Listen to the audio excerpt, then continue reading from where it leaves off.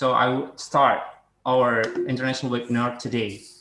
Okay, ladies and gentlemen, the Honorable Dean of Education Faculty of Universitas Negeri Semarang, Dr. Edi Purwanto, MSI, and the Honorable Vice Dean of Education Faculty of Universitas Negeri Semarang, Mr. Farid Ahmadi, PhD, and also the Honorable keynote speakers, Associate Professor Dr. Mastura binti Muhammad from University Pendidikan Sultan Idris, Malaysia, and Professor Dr. Tien Tien Lee from University Pendidikan Sultan Idris, Malaysia, and Mr. Ali Forman, MED, PhD from Universitas Negeri Semarang.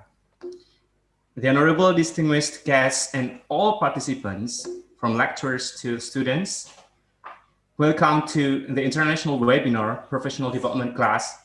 This is the second of the series of professional development.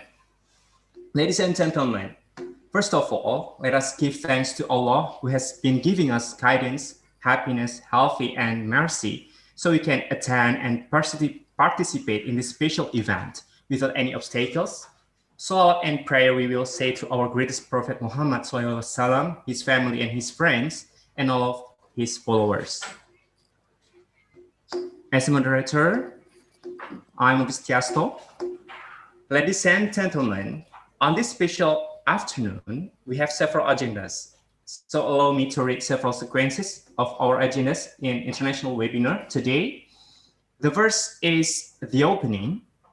The second is plenary session of the keynote speakers, because we have already opened this series, so we will not have any special greet from the Dean. So we are directly going to listen from the explanation from the keynote speakers. The first keynote speaker is Mr. Ali Forman, PhD, and he will explain about critical education studies in brief. And the second keynote speaker is Associate Professor Dr. Mazura. We will explain about designing alternative assessment. And the third and the last keynote speaker is Dr. Lee Tien Tien. Will explain about design and development research. The third agenda is discussion. And the fourth and the last agenda is closing. Well, to take the advantage of the time, let's start this agenda by reciting Basmalah together. Bismillahirrahmanirrahim. Ladies and gentlemen, this is the very moment that we have been waiting for. There is plenary session. The first presentation will be delivered by Mr. Ali Forman, PhD, from Universitas Negeri Semarang. But before I ask him to explain, I would like to read his CV.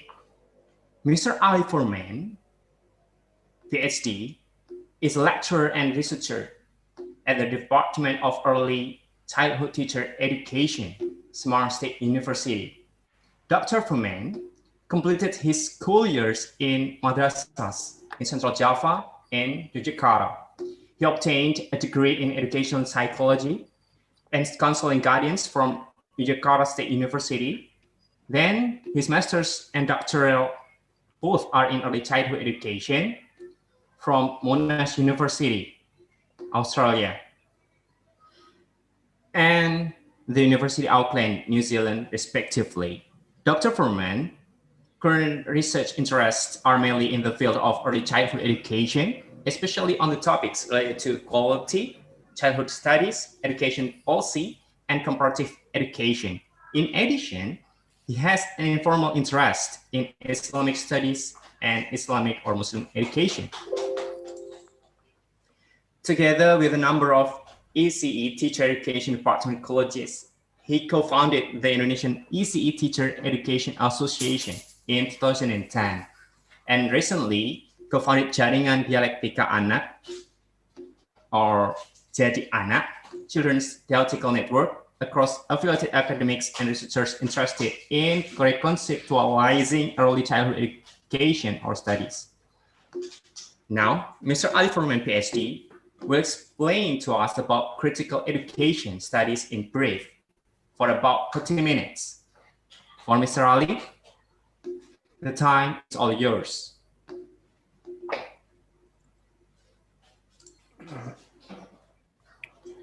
Thank you, Mr. Chair. Before I start, can I check my audio first? Is my audio clear enough there? Yes, you sound clearly. I can hear your voice clearly. Yeah. Yes. Is my voice clear enough in Malaysia, Yes. Dr. Muhammad? Ibu Mazura is my, okay, thank you so much for your confirmation. And Dr. Tintin is with us too today. Let me share my screen first.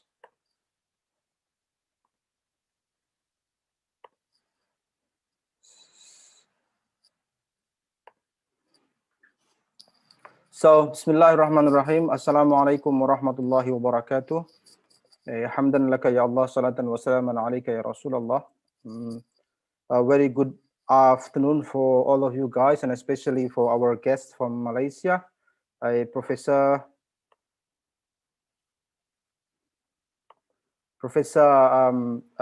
Mazura Masura Muhammad and Dr. Tintin for joining us today. And it is a great opportunity to seeing you, even though we are just meeting on this online meeting, virtual meeting. We do hope, and I'm looking forward to be meeting you in the near future and to be working together with you and collaborate for some project possibly. And secondly, thank you so much for the Faculty of Educational Sciences, Semarang State University, for organizing this great lecture. And most especially, my deepest thanks is going to my colleagues, Ibu AM, for organizing this beautiful event for us. And most I'm grateful too for the host, Mr. Pak Novi, for hosting and opening this very special occasion today. Colleagues, today I'm going to talk to you about very brief introduction or very brief presentation about critical education studies. And my speech will be divided into 1, 2, 3, 4, 5 sections. Sorry, 4 sections. In the beginning, I'm going to talk about what is education studies in my point of view, and how what does the literature mentioned about education studies. Then I'm going to share with you some of my thoughts about the importance of critical education studies. And I'm going to share with you too some thoughts from my previous research. And I'm going to conclude my speech today with some provocation for UNES especially, and for UPSI, for conducting a kind of a joint research, possibly in the future, potential joint research from my perspective as an early child education and early childhood studies scholar. To begin, I'm grateful to be meeting with Professor Muhammad and Dr. Tintin from UPSI, and I do believe that this will be a fundamental start for us to further develop our collaboration in the future. Today we talk, and possibly in the near future we're going to research together about the issues that possibly will be a common interest between me here and you in Malaysia, or common ground for us to develop a research or academic papers, or whatsoever we call it, academic project in the future. Anyway, Pak Novi, should I present all in English, or should I just say flexibly move between English and Indonesian? I can't speak Malay. Yes. Yeah. Mr. Ali, actually, we are in the same rumpun, right? So yeah, it's going to be okay if we can combine both bahasa or yeah. English. Thank you so much. So terima kasih Ibu Dr. Mazura Muhammad dan Ibu Dr. Lee Tintin for joining us untuk bisa bergabung bersama kita pada kesempatan siang yang penuh kebahagiaan ini. Tomorrow Indonesia is going to have a long weekend. Tomorrow we're celebrating Maulid, I think. And I don't know whether in Malaysia you do have a Maulid celebration too, Bu Muhammad. Ya, sama kita, sama. So today, we beginning the celebration since the first day of Rabiul Awal. Anyway, so let me begin by what does the literature mention, or what I meant by critical education studies. This is a bit unfortunate, agak sedikit sial barangkali ya. buat kita bahwa di dalam literatur tidak cukup tegas apa sesungguhnya definisi critical education studies. Literature doesn't mention clearly what is the definitions of education studies. Bartlett and Burton, for example, mentioned that there cannot be single definition of education studies. So let us consider what it should, could, and often contain. There is a need to question the nature and purposes of education, to engage in continuing dialogue about what education is, what an educational experience should involve, why education is so often considered a good thing, what its purpose what its purposes for an individual and society. So so from this point of view, we can imagine that education studies actually is a wide and broad field of study. It has no a single definition, but possibly from this very, what you call it, flexible explanation made by Bartlett and Burton, we can learn bahwa kajian pendidikan atau pengkajian pendidikan itu terkait dengan apa dan bagaimana seharusnya pendidikan, kajian tentang bagaimana dan seharusnya pendidikan. Nah, kita juga bisa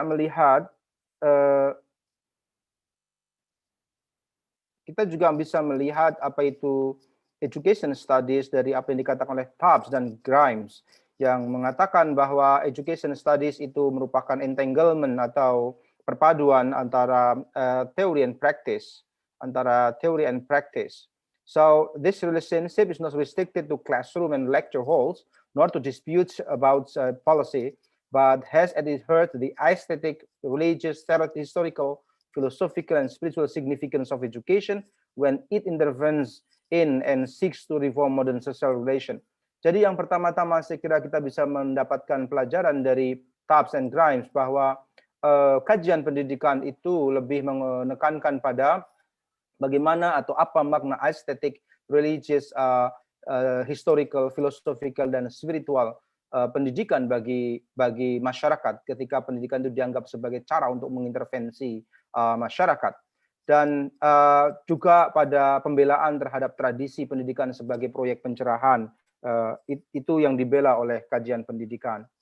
Nah, but then why we need to study education critically? Why can't we just study education in a conventional manner or in a conventional fashion? So I think there are some reasons for this stand of point why we need a critical or more critical education studies. The first reason is related to the very nature of education. The education is by nature political.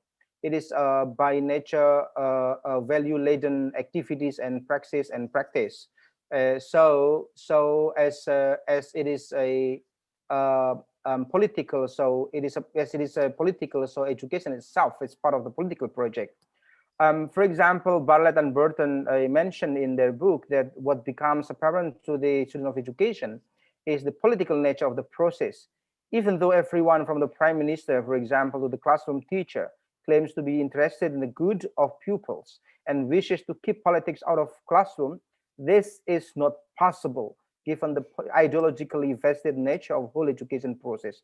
There are always arguments concerning what should to be taught, how it should be taught, and to whom it should be taught. There are political decisions to be made at all levels, from the individual classroom to the formation of national policy in the seats power to international aid programs involving education. So one of the first reasons why, alasan pertama kenapa kajian pendidikan kritis itu diperlukan adalah karena watak pendidikan atau hakikat pendidikan atau watak dasar pendidikan itu sendiri yang sesungguhnya sejak awal adalah berwatak politis. Kenapa politis? Karena dia ikut menjadi bagian dari bagaimana mencetak generasi, bagaimana memproduksi anak dengan karakteristik tertentu, bagaimana memproduksi warga negara dengan karakteristik tertentu. Maka karena dia diciptakan oleh ruang politik, maka dengan sendirinya dia juga adalah bagian dari ruang politik tersebut. Meskipun aktor-aktor pendidikan mulai dari policy makers sampai ke guru itu secara normatif selalu mengatakan we gonna put away politics from our classroom. Tetapi selalu saja setiap ikhtiar pendidikan selalu diwarnai perdebatan tentang what should be taught, apa yang harus diajarkan. Kita di Indonesia misalnya mengenal sekarang ini kurikulum 2013 yang di dalamnya dipromosikan pendekatan saintifik. Nah, perdebatan tentang pendekatan saintifik atau apa yang harus diajarkan adalah perdebatan politik. How it should be taught, bagaimana mengajarkan dengan pendekatan saintifik adalah sebuah keputusan politik, and to whom, dan kepada siapa dia diajarkan. Kenapa scientific method itu diajarkan kepada seluruh level atau seluruh jenjang pendidikan misalnya. Ini adalah sebuah keputusan politik, dan dengan demikian watak politik ini mempengaruhi pendidikan secara keseluruhan. Nah, kita tahu, tetapi tidak ada waktu untuk saya menjelaskan tentang ini apa itu politics. Tapi yang jelas ada power, ada kekuasaan yang ikut bermain di dalamnya, dan oleh karena itu ada nilai-nilai tertentu yang dibela, dan di dalam penciptaan atau dalam produksi kebijakan pendidikan, dan oleh karena itu mewarnai praktik pendidikan. Dan nilai-nilai itu perlu diverifikasi lebih lanjut, oleh karena itu pula pendekatan kritis ini diperlukan untuk mengkaji pendidikan. Second reasons, the second reason at least that I quoted from Taylor, so from Sandra Taylor, for example, is the emergence or the increasing uses and abuses of language and discourses, or what Fairclough mentioned, call it as the increased technologizations of discourse. During New Time is our time now, the time where the globalization has permeated into almost all aspect of our life. New Times atau abad atau era baru adalah era masa yang kita sekarang tempati ini, di mana pengaruh globalisasi sangat kencang ke dalam hampir seluruh sudut atau seluruh aspek kehidupan kita. Itu terdapat kecenderungan meningkatnya penggunaan bahasa dan wacana untuk mengontrol manusia, untuk menjadikan manusia, anak-anak, guru, dosen, researcher, siapapun, warga negara, untuk menjadi atau tidak menjadi sesuatu, menjadi sosok tertentu atau tidak menjadi sosok tertentu. Sesuatu yang satu proses yang oleh Fairclough disebut sebagai increase technologization of discourse, teknologisasi diskursus atau wacana. Apa yang dimaksud dengan teknologi diskursus? Fairclough menjelaskan adalah satu proses, satu upaya yang di dalamnya wacana digunakan untuk membentuk tadi subjek-subjek tadi, manusia, warga negara ataupun apa yang lainnya, untuk memenuhi atau untuk mendapatkan manfaat dari secara institusional atau organisasional, atau untuk mencapai tujuan sebuah lembaga atau organisasi. Misalnya kita mendapatkan sejumlah slogan dari sebuah universitas atau sebuah pemerintahan, begitu, itulah bagian dari, dan kita tiap hari mendengarkan buzzword, kata yang terus-menerus didengungkan tentang sesuatu. Di Indonesia misalnya kita mendengar kemarin revolusi moral misalnya, seperti itu. Kerja, ini adalah bagian dari mobilisasi dan teknologisasi diskursus. Sekarang kita di Indonesia misalnya mengenal Merdeka Belajar misalnya, atau kurikulum merdeka. Padahal sejak lama istilah kemerdekaan itu telah dicetuskan oleh para founding fathers kita. Nah, dengan semakin maraknya, semakin meningkatnya penggunaan bahasa dan wacana semacam ini, kita memerlukan satu ruang untuk refleksi, kita memerlukan satu ruang untuk melakukan kritik dan otokritik terhadap mobilisasi itu. Apakah benar mobilisasi itu, apakah tepat, apa konsekuensi dari mobilisasi diskursus dan penggunaan bahasa yang sudah mengalami teknologisasi seperti itu. Nah, tetapi sebelum saya melangkah lebih jauh, saya ingin menyinggung sedikit apa itu diskurs atau apa itu wacana. Kenapa kemudian menjadi penting bagi kita untuk melihat wacana dan penggunaan bahasa yang masif ini secara kritis. Nah, kita bisa lihat dari apa yang dikatakan Foucault bertahun-tahun yang lalu. Dia mengatakan bahwa wacana atau discourses are not about objects. They do not identify objects. They constitute them, and in practice of doing so conceal their own intention. Wacana adalah bukan tentang objek. Dia tidak mengidentifikasi objek. Dia membentuk objek. Dan tetapi ketika kemudian melakukan itu, dia seolah-olah menutup-nutupi niatnya untuk membentuk objek. Ketika kita membaca slogan misalnya kerja kerja kerja, misalnya seperti itu, sesungguhnya yang sedang dilakukan adalah menciptakan manusia yang produktif, which is good, of course. Tapi kemudian di balik itu kita bisa melihat bahwa sesungguhnya produktivitas manusia itu seperti apa yang diangan-angankan oleh wacana tersebut. Itu misalnya ini perlu kita teliti lebih jauh, dan ini banyak sekali saya akan berikan contoh dari beberapa riset saya terdahulu tentang PAUD. Nah, setelah tadi kita sampaikan tentang wacana, so how can we study education critically?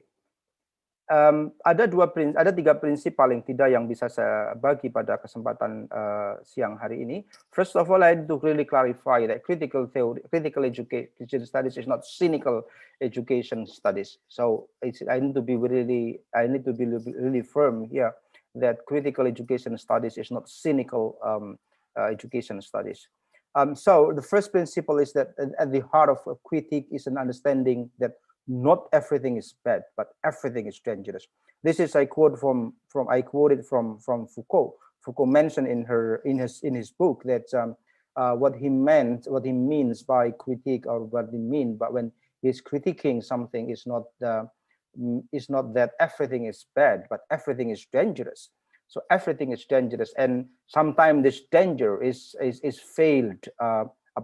Bahaya-bahaya ini kadang-kadang tidak kita ketahui karena dia tertutup, dia veiled, tertutup, tercadari oleh berbagai macam rasionalisasi, oleh berbagai macam data yang mempesona, oleh berbagai macam saya tidak akan mengatakan tipu daya, tetapi ada banyak hal yang perlu diungkap, dibedah lebih lanjut untuk melihat bahwa apakah satu wacana tertentu benar-benar mengatakan apa yang sesungguhnya dia maksudkan.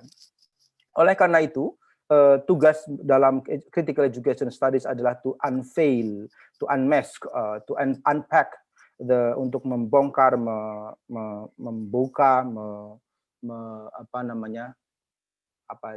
unbox ya kalau zaman sekarang, untuk melakukan unboxing, ya, unboxing satu paket wacana yang kadang-kadang tidak bisa kita mengerti dengan baik bahaya-bahaya yang terkandung di dalamnya. So, tetapi bukan berarti kita sinis ketika kita melakukan critical education studies. Maka perlu saya katakan, dan Foucault mengatakan sebagaimana dikutip oleh Olson dan Neil, bahwa a critic is not a matter of saying that things are not right as they are. It is a matter of pointing out what kinds of assumptions, what kinds of familiar, unchallenged, unconsidered mode of thoughts and practices that we accept rest. Jadi kritik bukan mengatakan bahwa oh itu salah, semata-mata bukan itu, tetapi kita lebih pada menunjukkan apa yang tidak kita sadari sebagai sebuah cara berpikir, sebagai sebuah cara melakukan sesuatu. Kemudian yang berikutnya adalah, ini saya kutip dari Ellwood, dan Foucault dan Ellwood dua-duanya saya gunakan dalam riset saya. Ellwood salah satu sarjana PAUD dulu di Queensland University of Technology, sepemahaman saya di daerah utara di Queensland. Beliau mengatakan kurang lebih bahwa posisi dari critical education studies adalah mistrust towards truth, particularly those deemed universal. Keraguan terhadap, atau sikap meragukan terhadap segala macam bentuk kebenaran, terutama yang dianggap sebagai atau dipercaya sebagai sebuah kebenaran universal. Misalnya, meskipun saya orang PAUD, saya perlu untuk menanyakan apakah benar bahwa setiap anak harus masuk ke institusi PAUD, sementara undang-undang sendiri misalnya menjamin bahwa setiap anak, bahwa PAUD itu memiliki 3 jalur keluarga, jalur non formal, dan jalur formal. So, mengapa kita harus seolah-olah mewajibkan anak masuk PAUD seperti itu? Atau kita bisa juga mempertanyakan apakah play-based pedagogy, apakah pembelajaran atau pedagogi berbasis permainan adalah satu-satunya kebenaran, satu-satunya tindakan yang benar untuk mengajar di dunia PAUD, sementara banyak masalah atau banyak hal yang lebih kompleks untuk bisa ditangani dalam tanda petik hanya dengan permainan, dan banyak kenyataan bahwa anak bermain seharian tapi tidak cukup belajar pada kenyataannya. Yang berikutnya adalah bahwa mungkin di antara kita ada yang bertanya bagaimana kaitannya dalam posisi tradisi kuantitatif dan kualitatif, bagaimana posisi critical education studies ini. Sejauh saya bisa membaca literatur, critical education studies tidak terlalu abai dengan apakah itu kuantitatif atau kualitatif. Trevor Gale misalnya, salah satu profesor di Monash University, ketika mengajar mata kuliah Policy and Governance, waktu itu saya ikut mata kuliah dia mengatakan sambil merujuk pada artikel yang dia tulis sendiri bahwa critical education studies itu goes beyond quantitative and qualitative traditional boundaries and taking a step from critical school of thoughts or practices. Jadi termasuk di dalamnya beliau mengatakan bahwa data-data kuantitatif pun bisa kita lakukan, bisa kita gunakan untuk melakukan critical education studies, atau kita bisa melakukan critical education studies sepanjang asumsi metodologisnya adalah kritis. Sepanjang asumsi metodologisnya adalah kritis. Itu saya kira yang penting juga untuk kita pahami bersama. Kemarin saya menguji salah satu tesis undergrad misalnya, dia memang, maksud saya begitu, dia meriset tentang bagaimana pandangan para pekerja seks komersial di satu tempat di Jawa Tengah sebelah utara timur terhadap sexual education for their children, because as a commercial sexual worker, they are also, the respondent of the study are also the mothers. So one of the questions that I asked to this candidate is one of the questions I asked this student was, what do you learn? What do you learn from your research? What do you think of them, of this sexual workers before you did your research? And what do you find any changes in your opinion about them after doing your research with them? Riset ini dilakukan secara kuantitatif, jangan menggunakan beberapa questionnaire. Ini yang saya maksudkan bahwa mungkin kita tidak perlu berdebatkan soal apakah kuantitatif atau kualitatif, tapi sepanjang asumsi metodologis yang digunakan untuk membimbing, melead proyek kita, meskipun dalam konteks physical studies, meskipun menggunakan pendekatan kuantitatif dalam pengambilan datanya, masih bisa digunakan untuk melakukan kritik. Karena pertanyaan itu penting untuk saya ajukan karena saya kira sangat tidak etikal apabila seorang sarjana, misalnya calon sarjana, calon ilmuwan, mengambil data dari kelompok yang sudah kita tahu bahwa itu kelompok rentan, tetapi kemudian selepas riset itu tidak ada perubahan apapun dalam pandangan dia terhadap subjek-subjek yang dia teliti itu. Maka menjadi penting saya kira saya menanyakan pertanyaan itu. Dan sejatinya data-data kuantitatif yang dia temukan misalnya itu menjustifikasi bahwa lepas dari asumsi yang negatif ya, si peneliti ini terhadap subjek riset dia, pada akhirnya dia juga mendapati bahwa mereka yang diasumsikan sebagai kelompok minoritas negatif ini juga punya pemahaman yang sama tentang hak-hak anak untuk mendapatkan perlindungan dari penyakit seksual menular misalnya, semacam itu. Nah, critical education studies take its step from critical school of thoughts like feminism, gender studies, structuralism, and critical ethnography, and so on and so forth. And this is, I think, we need another session to talk further about this critical theories. So I'm going to share about my previous research here. I did my research based on the so-called governmentality studies, and this is a mode of study drawn from Foucauldian, Michel Foucault's philosophy of governmentality, philosophical notion of governmentality. And my research was about Indonesian early child education quality policy from 1950s to 2015. And my research questioned was about what are the Indonesian ICE policy notions of good children, of good teachers, and of good learning space. and what are problematic with those in construction. So I try to challenge, what are the notion, why, and what are the notion of good children? What does it mean to be a good children according to Indonesian policy of early child education? What does it mean to be a good teachers, and what does it mean by good learning space according to these policy documents? And from my research, I can divide that.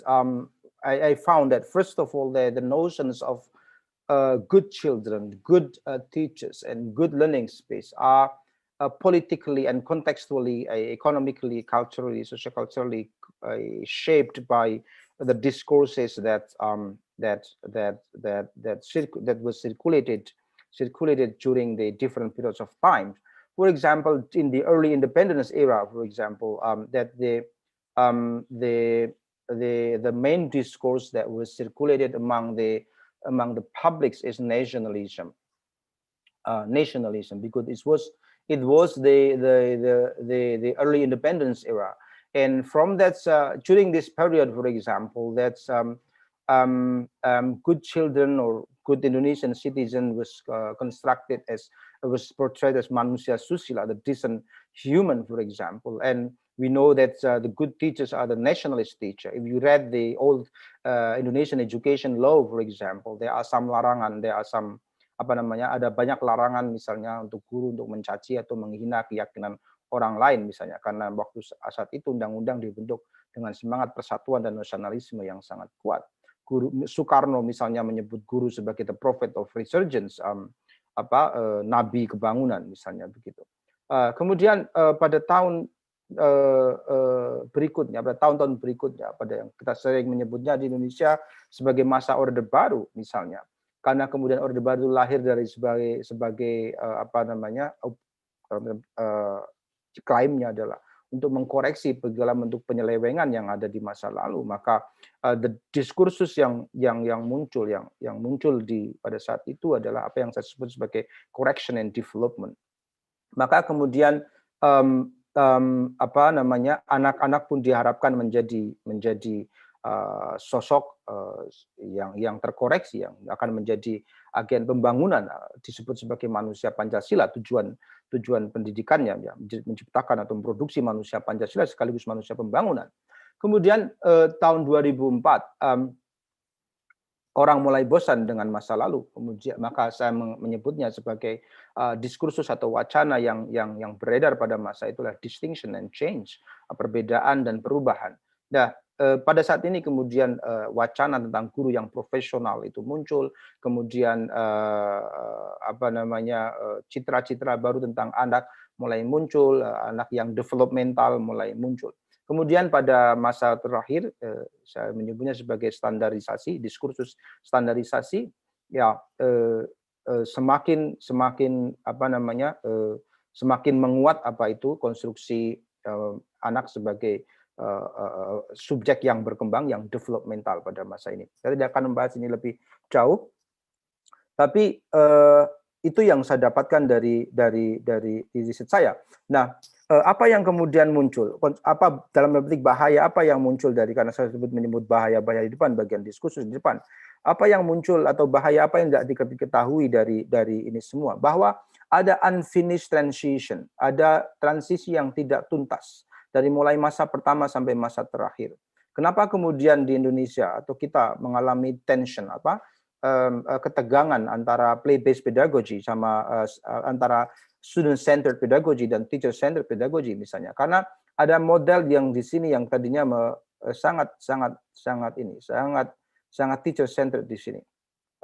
Sisa-sisa atau the traces, ya, jejak-jejak masa lalu masih terasa di dalam sistem pendidikan PAUD kita. Karena di sini misalnya meskipun Ki Hajar membela anak untuk bermain, ya, atau menghamba pada anak, sekarang sering banyak dikutip, tetapi karena diskursus nasionalisme, diskursus correction and development di sini, maka kemudian jejak-jejak itu masih melekat, karena dia juga dipromosikan salah satunya lewat pendidikan tinggi, lewat pendidikan calon guru. Nah, maka jika sampai sekarang ada ketegangan yang belum tuntas antara play-based pedagogy dengan instruction dengan model instruktif begitu menjadi wajar karena jejak-jejak ini belum usai. Tetapi itu tidak kemudian diadres dengan cara yang wajar, yang appropriate, yang layak selama ini. Nah, my research is try to unmask this tension, but I'm not going to share it in further detail this afternoon. Nah, dari situ teman-teman sekalian, and especially for Dr. Mohammed and Dr. Tintin, this is some provocation that are possibly useful for our future talks. Saya menemukan beberapa ada banyak sesungguhnya, tapi saya tampilkan pada kesempatan kali ini ada riset misalnya dari Burhan misalnya. Burhan meriset tentang bagaimana Islamic teaching in Malaysian kindergarten. Kemudian ada Eng Sobon misalnya. Dia meriset tentang bagaimana governance di early childhood education in Malaysia. Nah, saya berpikir mungkin kita bisa di masa mendatang bisa melakukan. Saya tidak tahu siapa yang akan melakukan. I'm not in the position of promoting myself, of course. I'm not that kind of.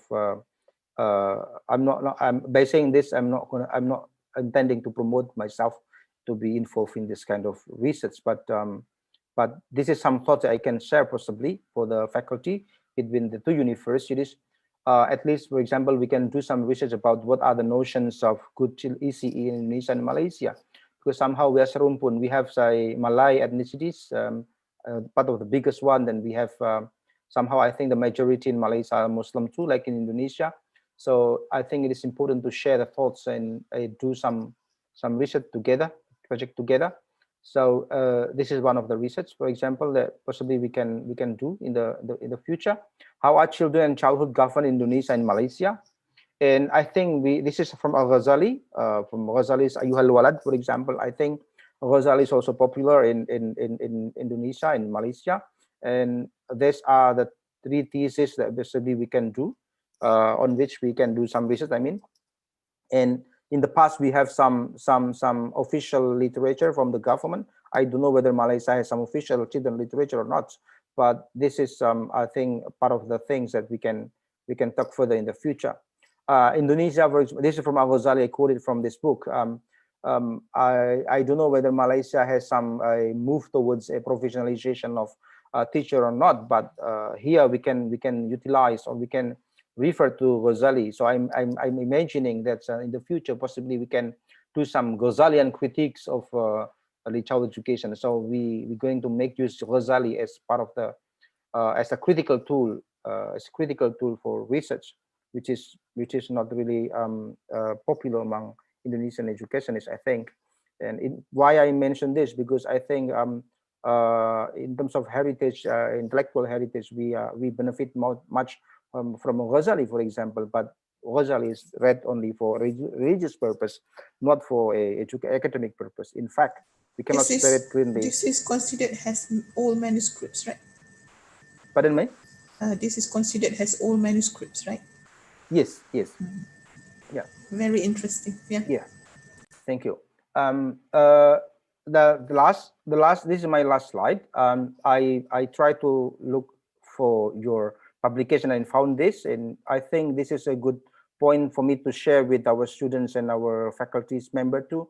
Here in Semarang, for example, so far we not really doing a psychoanalytic approach to do with literary studies, but I think this is interesting for us to pave a way, a new way, how to do education studies in Indonesia in general, or at UNES in particular.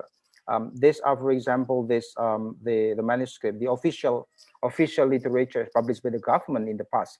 I'm not really the, what you call it, like I'm not really the junk collectors. Saya bukan pengumpul sampah masa lalu, tetapi kebetulan saya ingin melihat bagaimana masa kini dari kacamata masa lalu. Kenapa masa kini bisa seperti itu, atau Foucault menyebutnya sebagai the history of the present. Bagaimana masa kini menjadi seperti ini? Saya melihatnya karena ada jejak-jejak masa lalu yang belum usai. Nah, ada sebagiannya ada di dalam sejumlah karya sastra untuk anak ini. Saya membayangkan misalnya dari buku-buku semacam ini, saya tidak tahu di Malaysia apakah ada atau tidak. We can investigate further. what are the ideologies of childhood and children in Indonesia and Malaysia, for example, is a good topic for me to investigate further. And what does it mean to be a child Indonesian and Malaysian new times? We are living in new times, and sekarang bangsa Indonesia misalnya, saya tidak cukup paham apakah kita merasa cukup punya referensi what is to be a good child here now in this very new times in Indonesia, especially after, it seems to me that after the fall of Orde Baru, I think we are not really what you call it, we don't really have a quote unquote firm official notions of a good child here in Indonesia. And itu telah pula menyebabkan berbagai macam aliran baru tentang anak yang baik itu masuk ke Indonesia dengan sangat deras. Ada sebagian yang mengambil standpoint religious, ada sebagian yang mengambil standpoint yang sangat psikologis, ada sebagian yang mengambil religious, makin akan dibagi-bagi seperti itu, karena itu salah ruang kosong yang selama ini ditinggalkan oleh konstruksi anak yang baik sebagai manusia Pancasila di masa mendatang. Hari ini the government is busy with proposing a new conceptualization of good child, the profil pelajar Pancasila, the Pancasilistic profile of Indonesian students. But I'm not sure whether this going to have prospect or not in the future. I think this is another prospective topic to investigate. I don't know whether Malaysia has that kind of construction or not about about its young citizens, but I think it is a good starting point if we can talk further. Saya kira ini poin yang penting untuk kita bicara, starting point yang baik untuk kita bicarakan di masa mendatang, dan dengan cara ini saya kira dua negara bertetangga ini bisa saling mengisi satu sama lain, karena saya kira Malaysia dan Indonesia punya kepentingan untuk menjaga stabilitas regional, dan saya berpikir bahwa menjadi penting untuk melakukan riset pendidikan yang menjadi investasi bagaimana anak-anak kita, para belia kita bisa menjadi bagian dari benteng stabilitas regional antara Malaysia dan Indonesia. Dan saya kira banyak sekali alasan untuk bisa menjustifikasi itu. Thank you so much again for the faculty for inviting me, and thank you so much for listening to my presentation. Thank you so much. Assalamualaikum warahmatullahi wabarakatuh. Waalaikumsalam warahmatullahi wabarakatuh. What amazing explanation from Mr. Ali related to the critical education. Terima kasih, Pak Ali. Dan I want to say abundance thanks for more than 190 participants who are still following us in this international webinar. What amazing participants are. And I want to remind that all participants have opportunities to ask questions, whether in Bahasa Indonesia or in English. Jadi semua peserta bisa menuliskan pertanyaan terkait dengan materi yang dipaparkan oleh narasumber, ya, dengan bahasa Inggris ataupun bahasa Indonesia, karena kita mempunyai narasumber dari Malaysia Indonesia yang masih serumpun, jadi masih bisa untuk memahami bahasa Indonesia maupun bahasa Melayu. So there is a point about critic.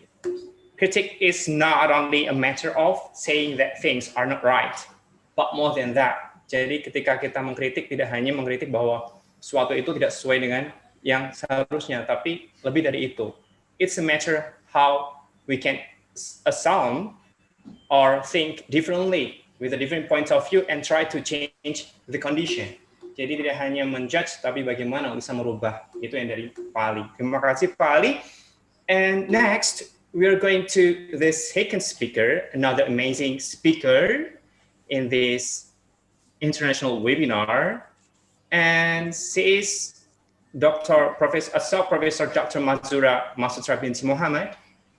But before we listen to her explanation,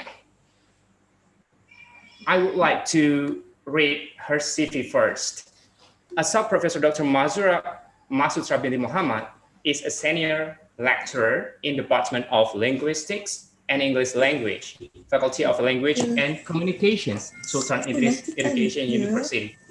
Dr. Mazura obtained a degree in TESL from National University of Malaysia Teacher Anu. And then she got her master's on linguistics and translation from University of Science Malaysia. And then in 2011, she got her PhD in TSL as well from University of Lancaster, United Kingdom. Her fields of specialization are TSL, linguistics, applied linguistics, corpus linguistics, English for specific purposes, language assessment and evaluation. Currently, Dr. Mazura has a special role and responsibility as the Dean of Faculty of Language and Communication. She is the member of Malaysian English Language Teacher Association, or MELTA, since 2005. And she's also ambassador for Malaysia for Poetic and Linguistic Association, or PALA, since 2010. And she has got many recognition and awards. What an amazing lecturer and professor she is. Throughout her career as a lecturer, such as Excellent Industrial Private Grant Award in 2019, Excellent Service Award from 2013 to 2015 from Southern Education University. And moreover, in 2017, she got an international award that was Gold Award by MNF Network. Now we have already got our great speaker, Dr. Mazura, who will explain to us about designing alternative assessment for about 30 minutes. For Dr. Mazura, the time is all yours. Thank you. Hi, Assalamualaikum, and a very good evening, ladies and gentlemen. Thank you to the moderator and a fantastic talk from Dr. Ali. And we just would like to introduce, I am Mazura Mastura Muhammad. You can call me Mazura, Dr. Mazura. And I'll be presenting this is my second presentation. And I did not know that you are presenting something about research. It will be interesting to talk about research, but maybe in another section. Okay, I'm going to start presenting.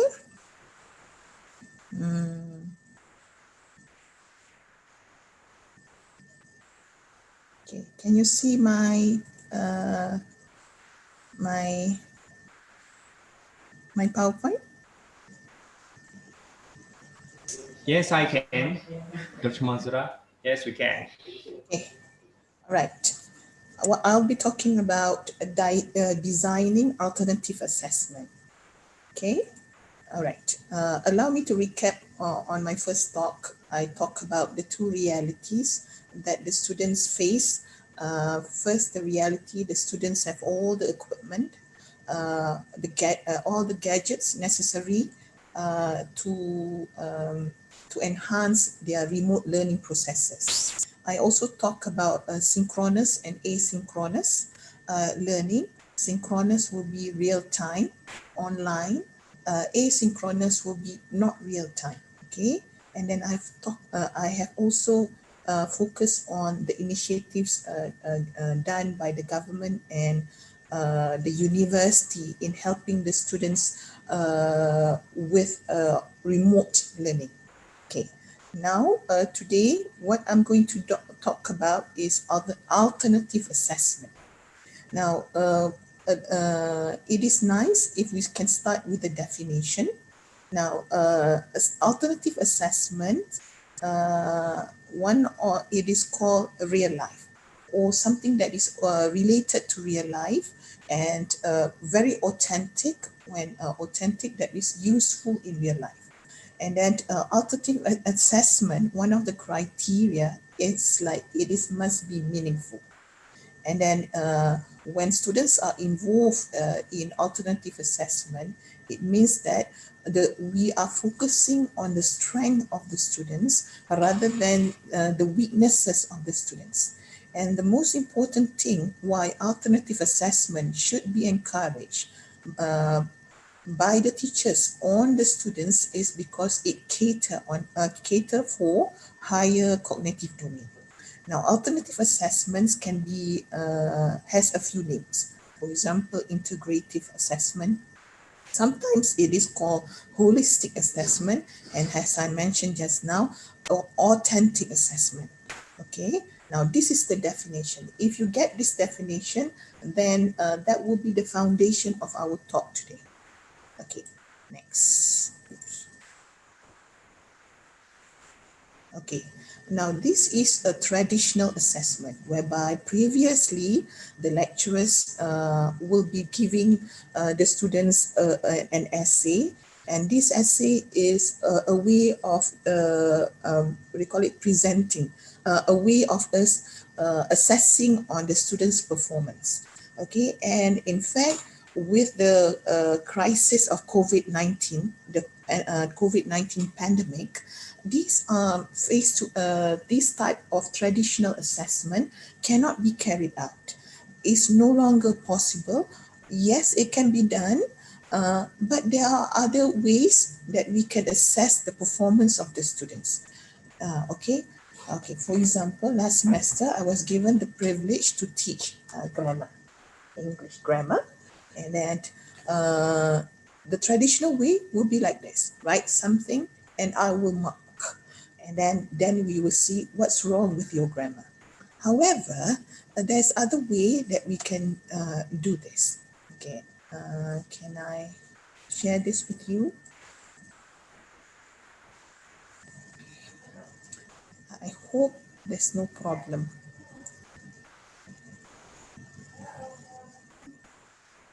Are you okay? Can you see my video? No, we can't, Dr. Mazura. Yes or no? No, it hasn't played yet. Ya kalau not again. Okay, another way is asking the students to do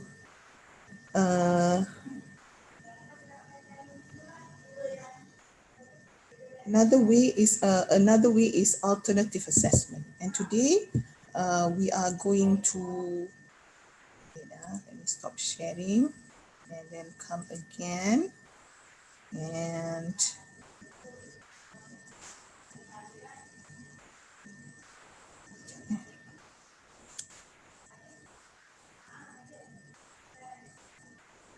okay.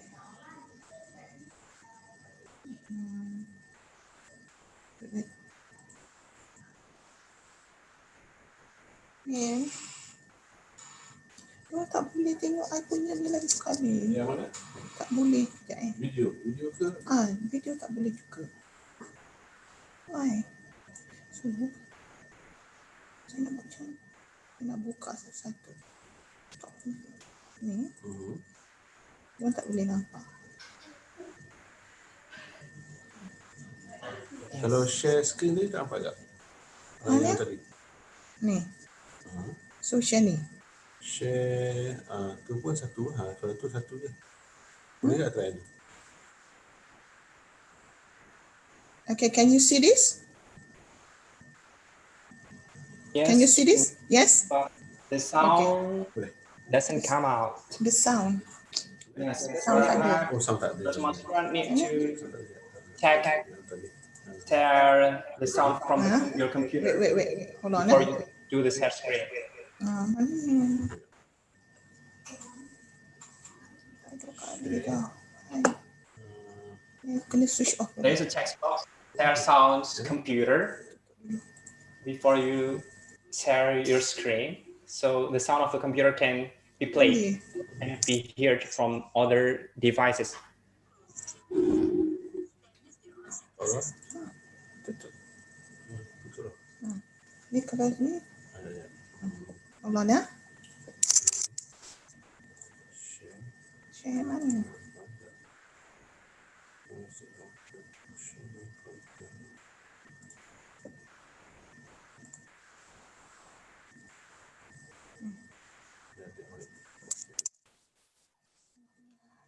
Zoom kita jangan pakai. Sorry, because I'm not so used to Zoom.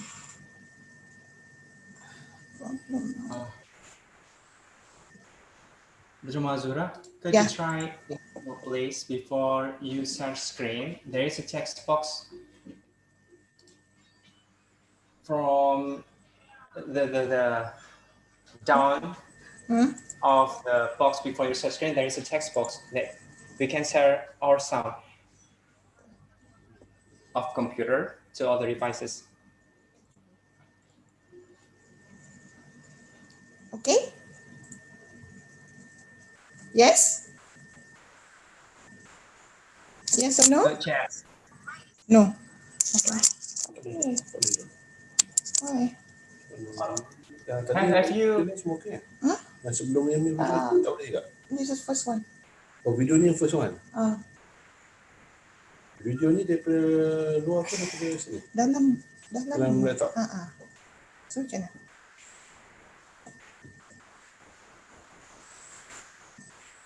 Wait ah. Banyak video yang Video. Screen tak boleh, PowerPoint yang tadi tu. Dr. Mazura, there is Yes. a text There is a what? Share. kotak tag untuk centang text box Text on the box. left side before you do the search screen. Before the search screen. Kita tak ada sound. Assalamualaikum and good This one, evening. you cannot My name hear. is Dayang Ainara, joining the our user. Yes. So from my essay, Yes or no? my partner has detected Do you hear me? two of my most Do you common hear errors the that I've made. video? One is punctuation in compound or complex sentences, Yes. and two, unsuitable word choices. Okay. Firstly, I have noticed that I always forgot to put the correct punctuation in common, compound or complex sentences. Specifically, I always forgot to put commas. I always use "and", but before or after the word, I always forgot to add a comma.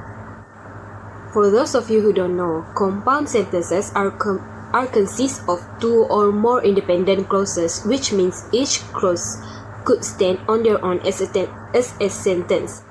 And then for complex sentences consist of one independent clause and one or more dependent clause, which means that dependent clause cannot stand as their own sentences because it will become incomplete. From this error, I realized that I should recheck and reread my type of sentences I was writing before submitting. I should focus on my conjunction more and remind myself to put appropriate punctuations, especially comma. So And the second most common error that I have made is okay. So this is. Can you see my slide again? Yes. Yes, I can. Okay. Yes. All right. So that is another way of as compared to the traditional of assessing. Okay. So I move on. Now,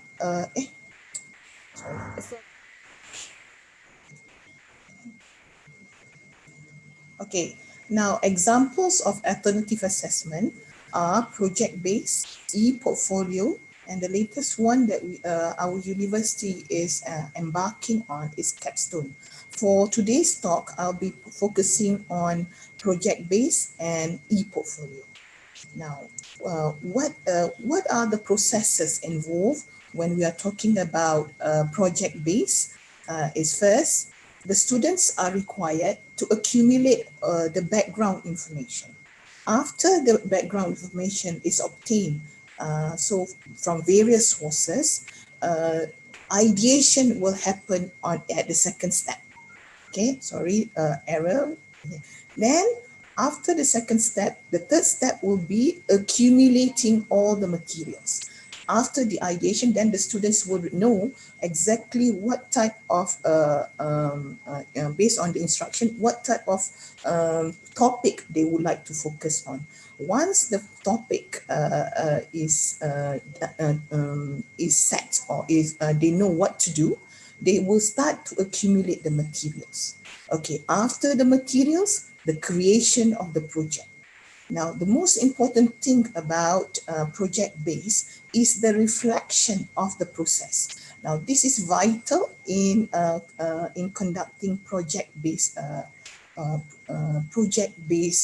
assessment. Okay. Right. Allow me to share with you this. This is the project by our student.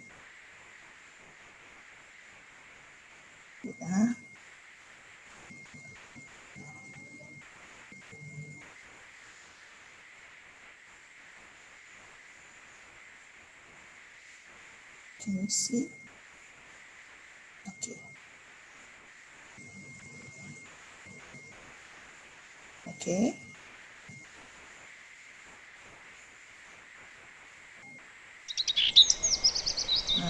The issue is about mental health. Mira? Mira? This is conducted by our student Awak okey from tak ni? Jabatan Komunikasi, which is under my Aku faculty. okey je lah. Okay. The students will decide on what issue to focus on. Ada apa-apa And soalan? They collect all the Ada apa-apa soalan? necessary information. Then they decided to focus on mental health. Okay. This is the lecturer, Encik Khairul. Okay.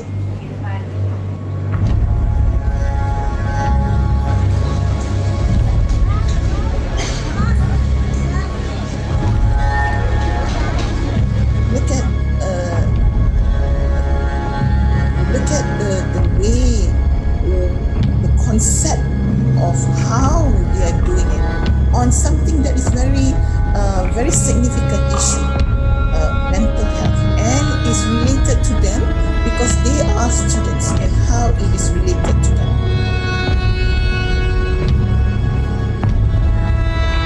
Look at the cinematography.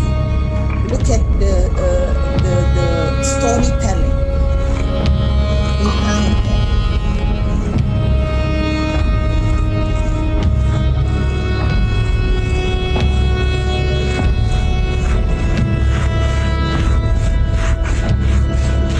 This is done in our university.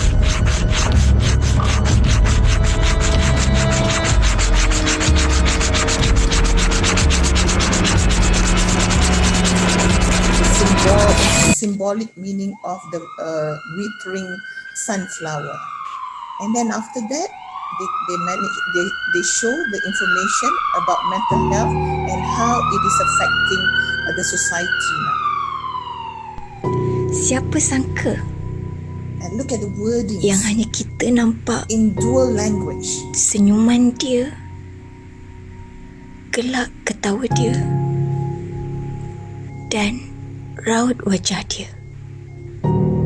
And the most important thing is, ladies and gentlemen, Benarlah kata mereka, less than 3 minutes. Depresi About itu 3.5. tidak kelihatan. Kita perlu sedari apa yang berlaku di sebalik wajah And it's a seseorang. group work of 5 students.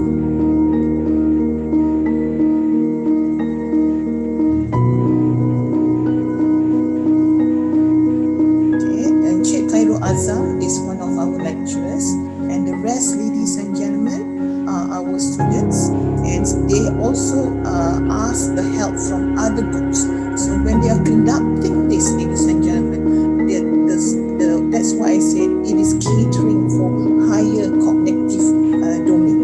Okay, not only that, their soft skill, the ability to work together, the ability to handle, the ability to lead if somebody is leading, and the ability to actually make decisions and being creative on being an issue.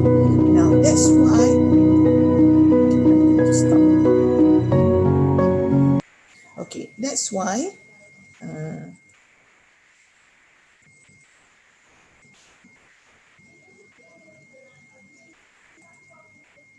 that's why it is important to ask the students to be involved in what do you call this, project based. Okay, and what we wanted so much is the fact that the students go beyond what is required or our instruction. This is project based. Okay, so how do we want to come? Okay, go back.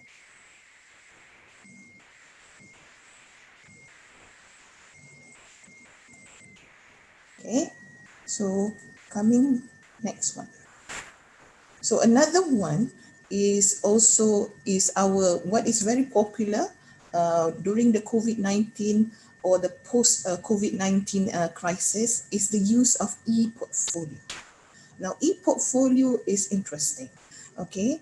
And the most important thing is e-portfolio, okay, it promotes,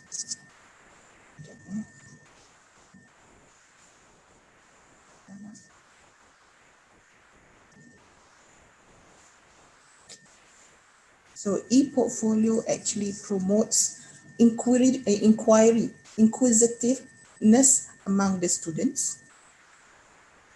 Okay.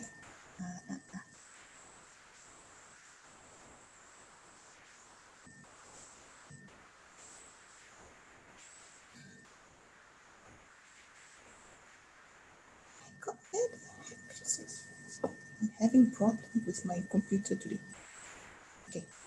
Now, e-portfolio, it promotes inquisitive learning.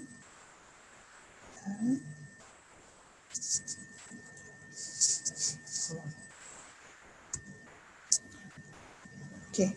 And the most important thing is asking the students to think out of the box.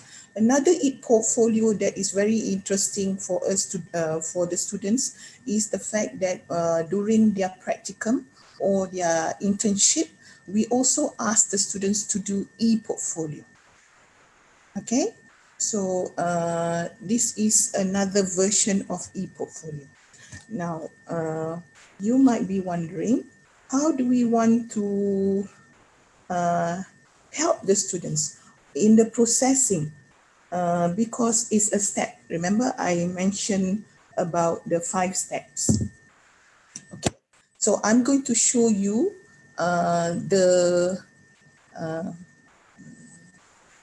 okay, you see this one? Okay, next.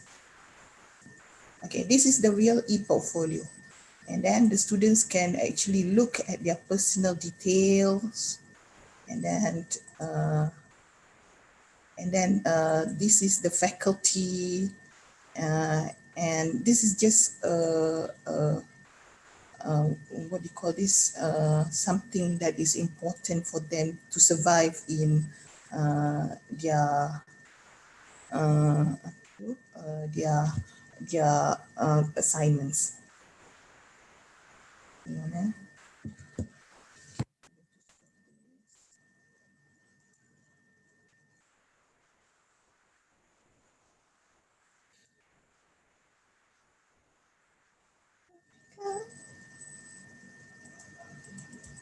Okay.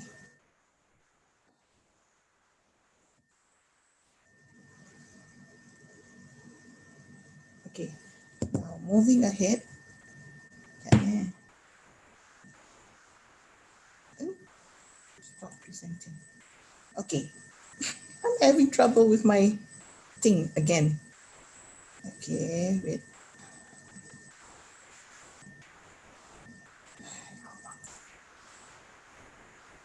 How do you stop this?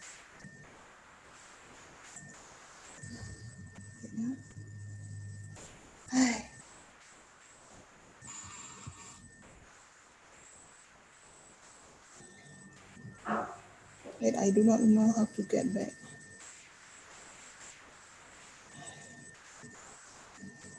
Martin.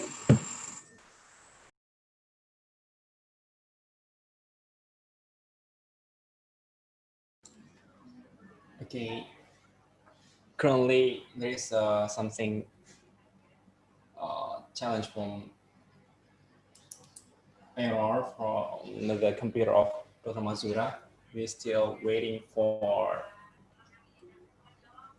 the presentation to be fixed.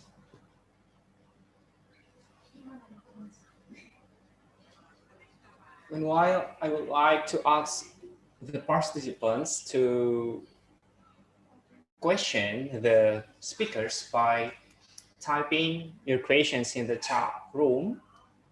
So we will ask the speakers from your question in the chat room. Okay. whether you can ask in Indonesia, in Bahasa Indonesia, or in English, it's going to be okay. Okay.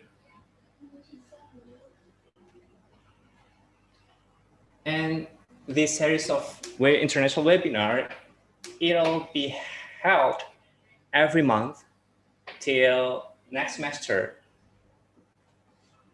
So we'll have another episode or another event in November.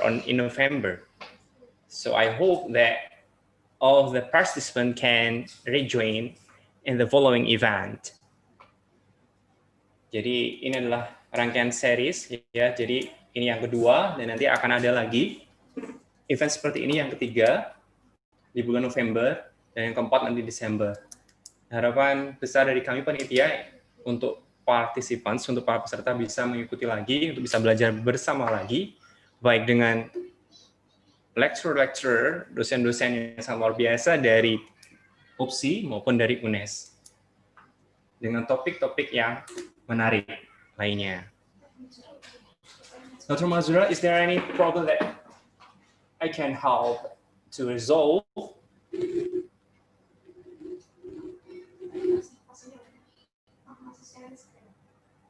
Okay.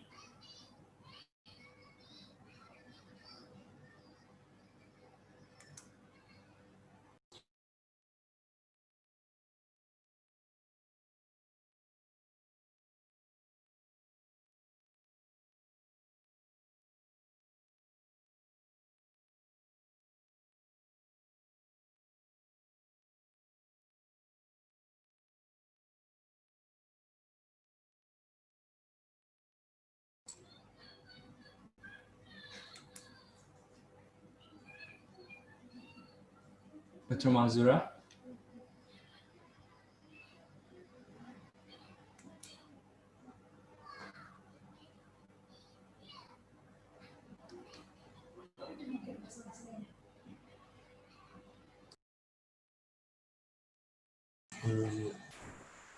Mana dia? Kena beli gambar kot. Ada. Betul semua dah. Tak ada ni dulu. Senyumkan dia. Tak. How do I go back? Okay. Saya buat macam ni. Can you see me? Yes. Okay. I can, yeah. Alright, sorry dear. I am so sorry. That means I cannot share the video with you. Okay. So this is where I go. Okay. Now, I would. This is how do we want to help the students in terms of step by step. Tak boleh. Tak boleh pergi yang. Saya pun tak tahu. Step by step. So you can actually use Flipgrid or Padlet. So the Padlet actually helps the students to do the ideation, and this is where the lecturers can actually guide them. Okay, so this is, and then Padlet is the ideation, coming up with the sources, and then after that the students can actually share their what do you call it, their on a YouTube, whatever they have come out on a YouTube. Okay, and then another platform that they can use, okay, just like just now about this the students project, they uploaded their project at the YouTube, on the YouTube. Another platform that the students can use is the Google Drive. Okay, so in the Google Drive, unlike Padlet and Flipgrid, Google Drive can actually helps the students to do the whole process, the ideation, to keep all their the information that they have gathered or accumulated for the purpose of their projects. And in fact, they can actually provide projects like this, videos like this. Memang tak boleh bantu video lah. Video, saya rasa saya takut tak boleh. So macam ni pun tak boleh. Tak boleh lah ya. So I'm sorry, the videos are not working today. Okay, so basically to me, Google Drive is one way for you to help the students in the processes of doing a project. Okay. And for your information, before you are able to do this, a word of advice. When you're doing projects, project-based assessment or e-portfolio, this is especially new to the students. So what we should do is the lecturers should guide the students and monitor them. And then the most important thing is, which is related to their academic ethics. The ethics is the fact that you have to do proctoring. This is what I touched on my first talk last month. So proctoring is to make sure that the work of the students is sincerely and truly theirs, rather than plagiarizing other people. So so what I have shared with you, with a lot of glitches, are some of the ways the students can actually, the lecturers can actually help the students in completing their project-based assessment or their e-portfolio. And then I suggest that to all lecturers or to the students to be creative in their ideation and think out of the box. The most important thing is, when you are designing alternative assessment, is allowing the students to be creative.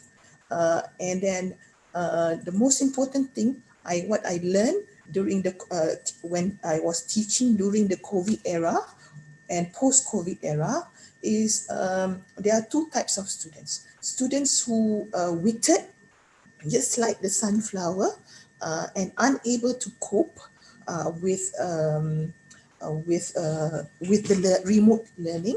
But I also have students who flourish while doing their remote learning. The same goes with during the trying time like this, the keusahawanan, entrepreneurship withered. Some businesses fail, some businesses close, and some have to struggle. However, for your information, during this time, we see other types of entrepreneurs flourish and doing so well.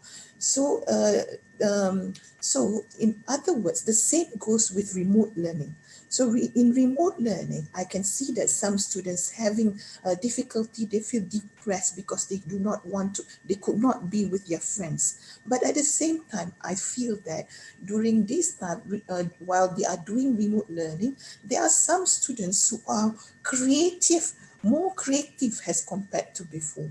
So, but of course, like I mentioned, the word of advice, in this case, a few advice, guidance and monitoring of the lecturers is important. Okay, so I am sorry, but I will give you the videos as well as the linking again, and then to the moderator for you to look at it. Sorry, yeah. Okay, that's it.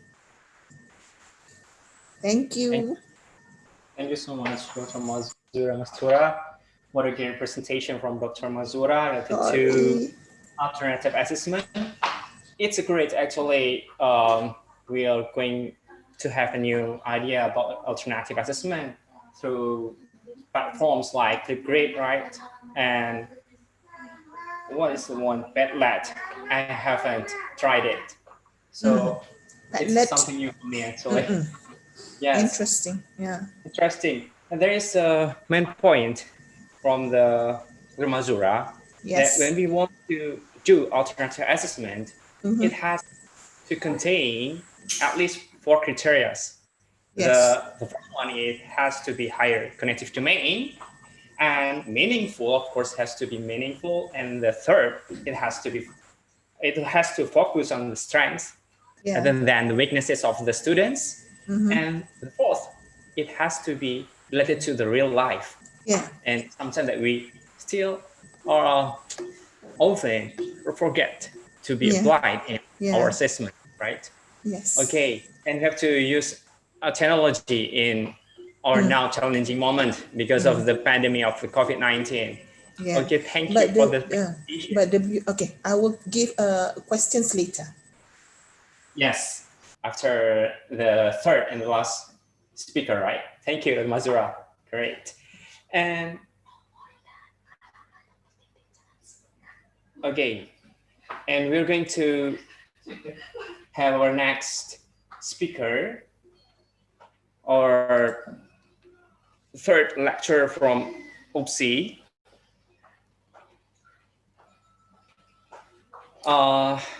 The third, or the last keynote speaker is Dr. Lee Tian, who will deliver a topic about design and development research. However, before she gives the explanation, let me read her CV first.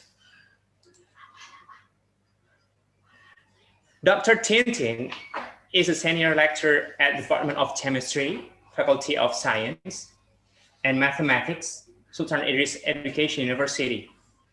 She holds a doctorate degree from University Kebangsaan Malaysia, majoring in science education, and her research interests are chemistry, education, model development, and instructional technologies.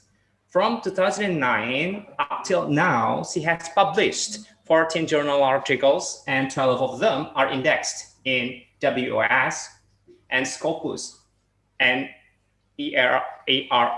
Total citation is 43 by 57 documents, with each index 2 in social science. Besides that, Dr. Lee also published 4 chapters in book and published a book from her PhD research.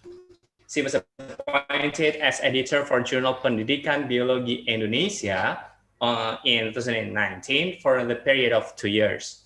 Dr. Lee involved actively as reviewer for several local and international indexed journals, WOS and Scopus, such as Chemistry Education Research and Practice, International Journal of Advanced and Applied Sciences, Asia Pacific Forum on Science Learning and Teaching, Journal of Advanced Manufacturing Technology, AIP Conference Proceedings, and International Journals of Instruction.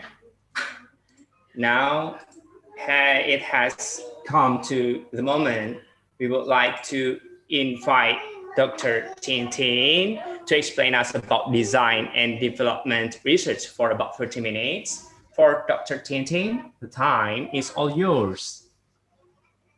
Okay. Hi, everyone. Hi, Dr. Tian. Yeah. Good afternoon to our moderator, Mr. Novi, and for our speakers, Dr. Ali Foreman, and my dear colleague, Dr. Mazura, and also all the docents from Universitas Negeri Semarang. And then last but not least, my dear mahasiswa-mahasiswi from Fakultas Ilmu Pendidikan UNES. Hi, nice to see you all here.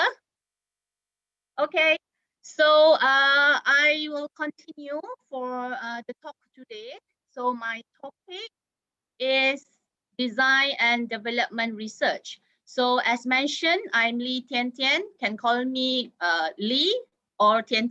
Okay, so I'm from a Department of Chemistry, Faculty of Science and Mathematics, Sultan Idris Education University, Perak, Malaysia. So before I start, so allow me to show a simple video regarding my faculty. So this is the video. Hopefully it goes well.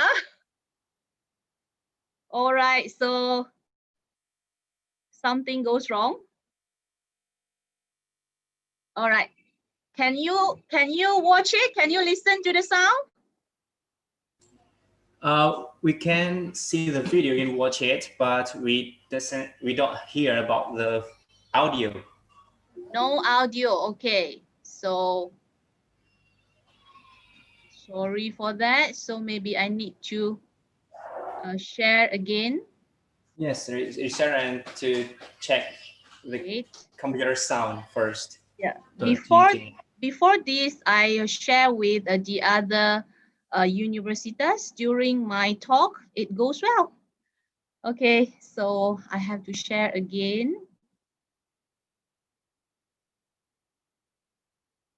How about this? Yes. Okay. Hear it. So can watch it and can listen to the sound, huh? Yes, you can. Okay, okay, good.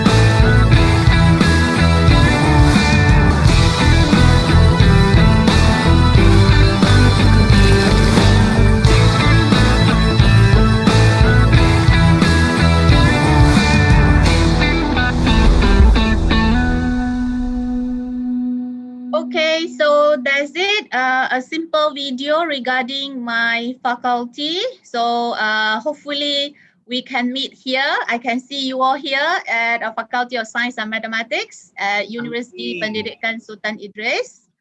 Yeah, okay, hopefully we can meet in the near future. All right, so this is some simple information about me. So this is my Scopus ID and then my ORCID ID, and here is my homepage. You can see my CV here. So related to my publication, my research list, supervision, consultancy, my citation, awards, and teaching, etc. All right. And then you can also find me in ResearchGate. So feel free to follow me. There are some list of publication there, so you can have a look.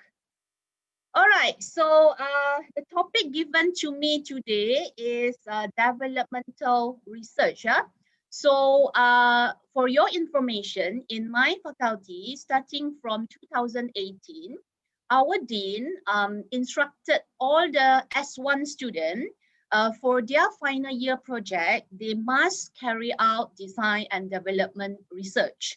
So all of them, by hook or by crook, they have to carry out this design and development research. But for our S2 student, it depends on the mode of learning. If they are in mode A, means a full research, they have to do a complete design and development research. But if they are in a mode B, means that the mixed mode, so they can choose whether they want to do a complete design and development research or they just do until perception evaluation. Okay, so maybe you have no idea what is design and development. So let me introduce you what is design and development research. So it is a systematic study of designing, developing, and evaluating. So it consists of three main parts.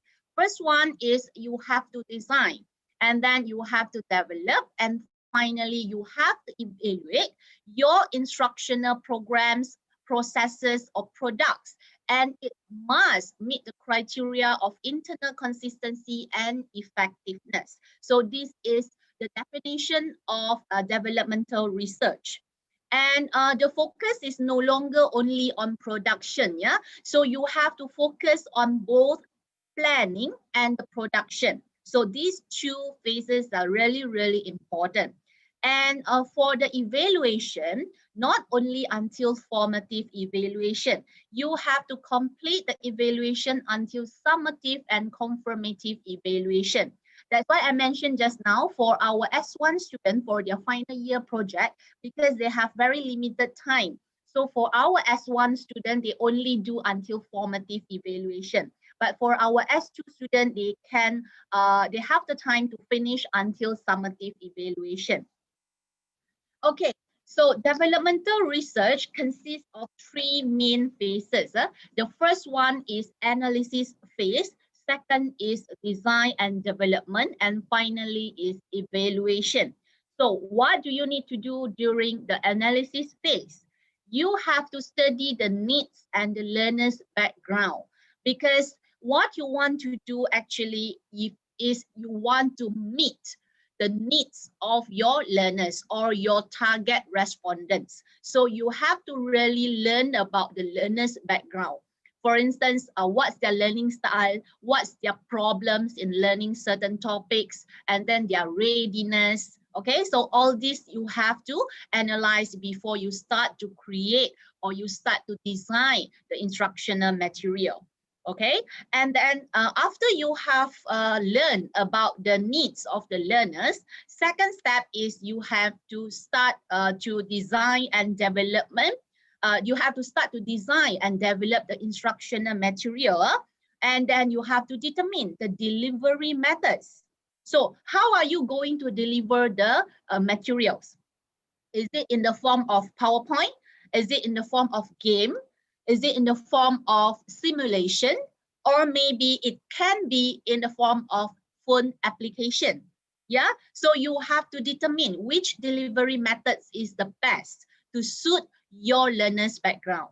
And then, of course, during this phase, you have to draft the curriculum and the lesson plans, because your product is an instructional material that are going to be implemented in the teaching and learning process. So you must have these lesson plans to help you to deliver the material to your learners. All right.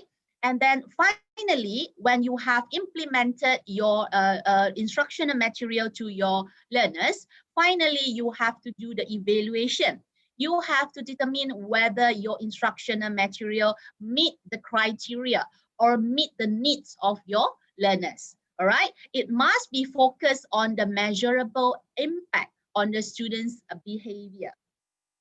Okay. So talking about design and development research, we have two main types.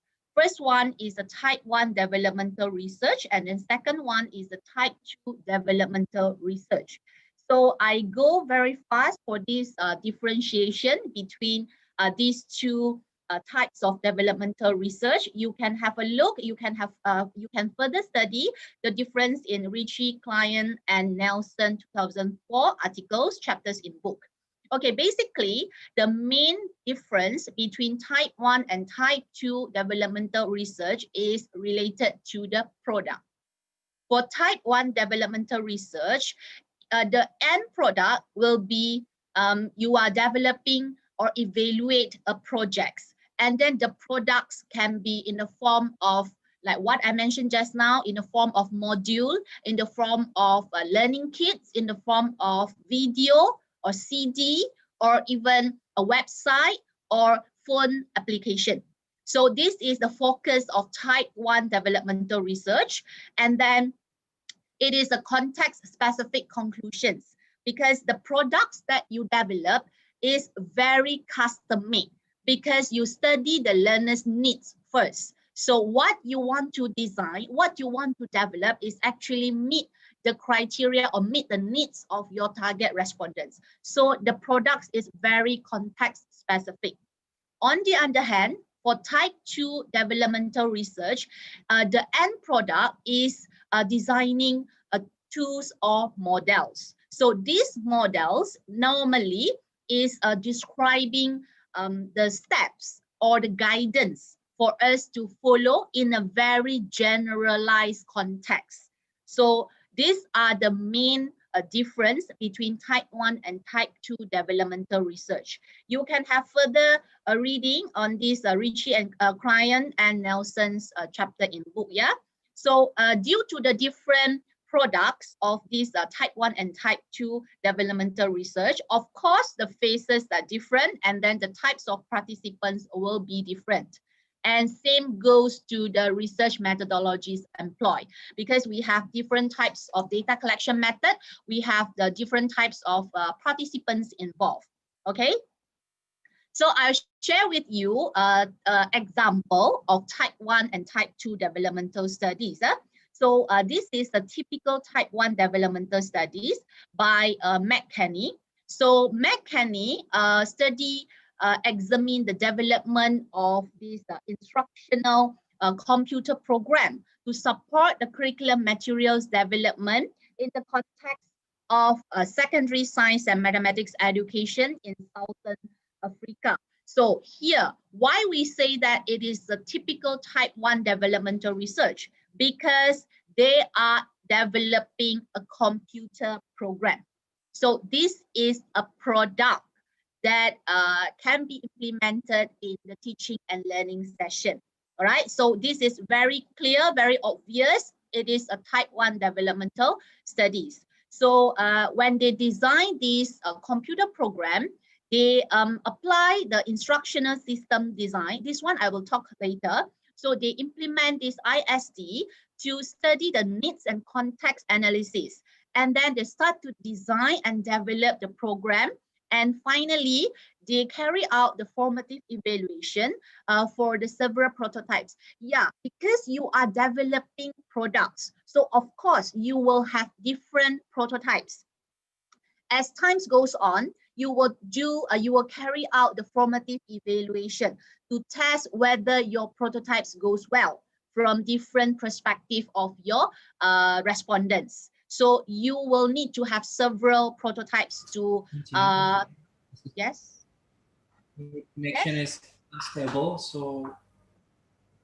You can't hear me? Okay, now can, yeah. No, it's all clear. right. Okay. Okay, go on. All right. So you need to have several prototypes, and at the end, then only you can carry out the summative evaluation of your final version for your product. Okay. Then this McKenney, they use several types of instrument for the data collection. So they interview the respondents or maybe involve the experts. And then they implement this questionnaire and they do observation and logbooks and document analysis to collect the data. And as conclusion, McKenney discusses that validity, practicality, yeah, this one, you have to evaluate in terms of validity, reliability of your product. That is a very important steps in designing and developing an instructional materials, all right? And for the evaluation also, they study on the practicality and the potential impact of the program towards the performance of their learners. Okay, so this is a very typical type 1 developmental research.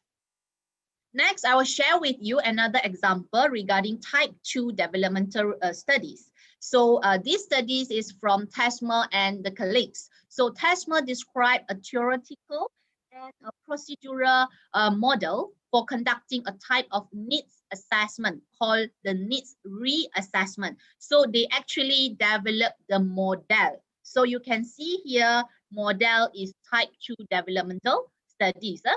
So the models is used to reassess the existing training programs to determine whether the training assess and deficiencies exist.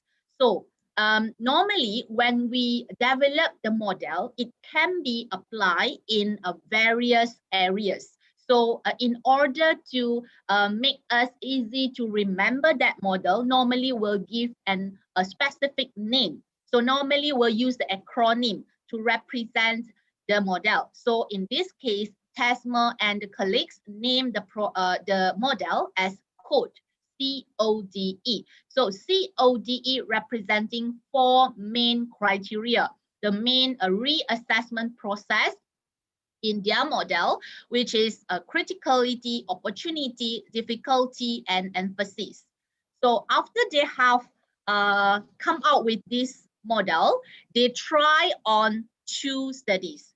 First one, they try to reassess of a corporate training program, and another one is a medical training program.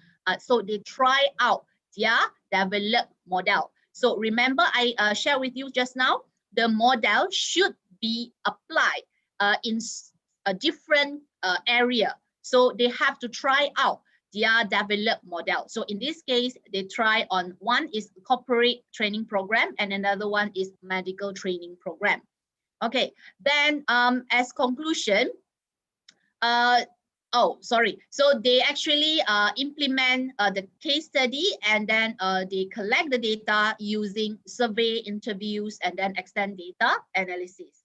So the conclusion from their study is that they provide generalized conclusion, but the implication or the suggestion for the study is it requires further validation in other instructional settings. Yes, that's true, because when we want to make sure our model can be implemented to different areas, so we have to try on different area. Okay, so like what I mentioned just now, you have to use instructional design when you carry out this design and development research. So what is instructional design? It also known as instructional system design, ISD.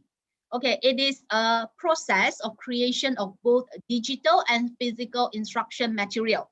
Okay, nowadays, due to the COVID-19 pandemic, you will not meet your learners face to face. So we sometimes cannot implement the physical instructional materials. So you have to switch.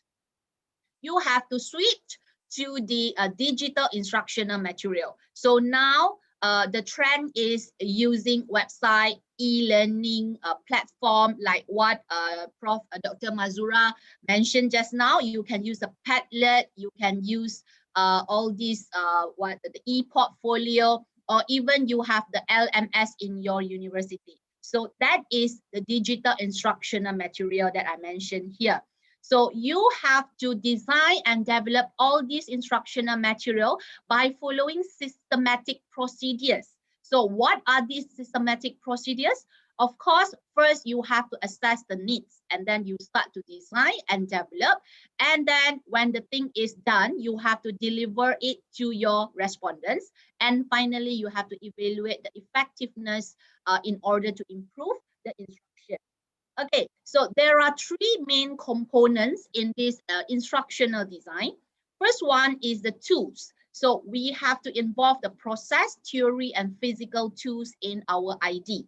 So what do I mean by process? So like what I shared with you just now, in order to design and develop an instructional material, you have to go through all these tedious process, starting from analyzing your learners, the curriculum, the learning goal, and then until you design, develop, and then implement it to your learner, and finally you do the evaluation. So all these involve systematic procedures. And then you have to be cautious about this theory, because you are designing an instructional material. So you have to apply the learning theory in your instructional design.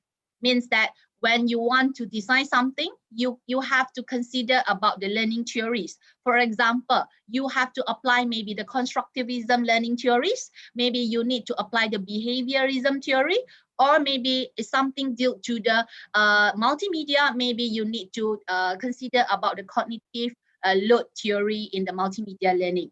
So all this theory you have to apply when you design your instructional material. And finally, the tool is for the physical tools. So when you want to design something, of course, you need some tools to help you. For instance, if you want to design a module, a learning module, so let's say it is a printed module. So first of all, you need to have the computer with you, because you need to gather all your content. You have to design it by using the Microsoft Word in your computer. Then after that, maybe you want to design it. You have to put some diagram. You have to change the color and maybe some important message. So computer is the first tool that you need to have. And then after you have created your module, you have to print it out, because this is a printed module. So you will need to have a printer with you together with the paper. So the printer and the paper also is the physical tools that you need to have if you want to design and develop a printed module. Okay, so the first component is the tools. Second component is the people. So people here consist of management people, ID teams, SME, and learners. So in order to design and develop an instructional material, let's say you will have one project with your department. So of course you need to involve the head of department. So head of department needs to know what you are going to develop. So you might need to listen to their ideas, their suggestion. And then you must have one very strong ID team together with you. So the ID team normally consists of the SME. What is SME? SME is subject matter experts.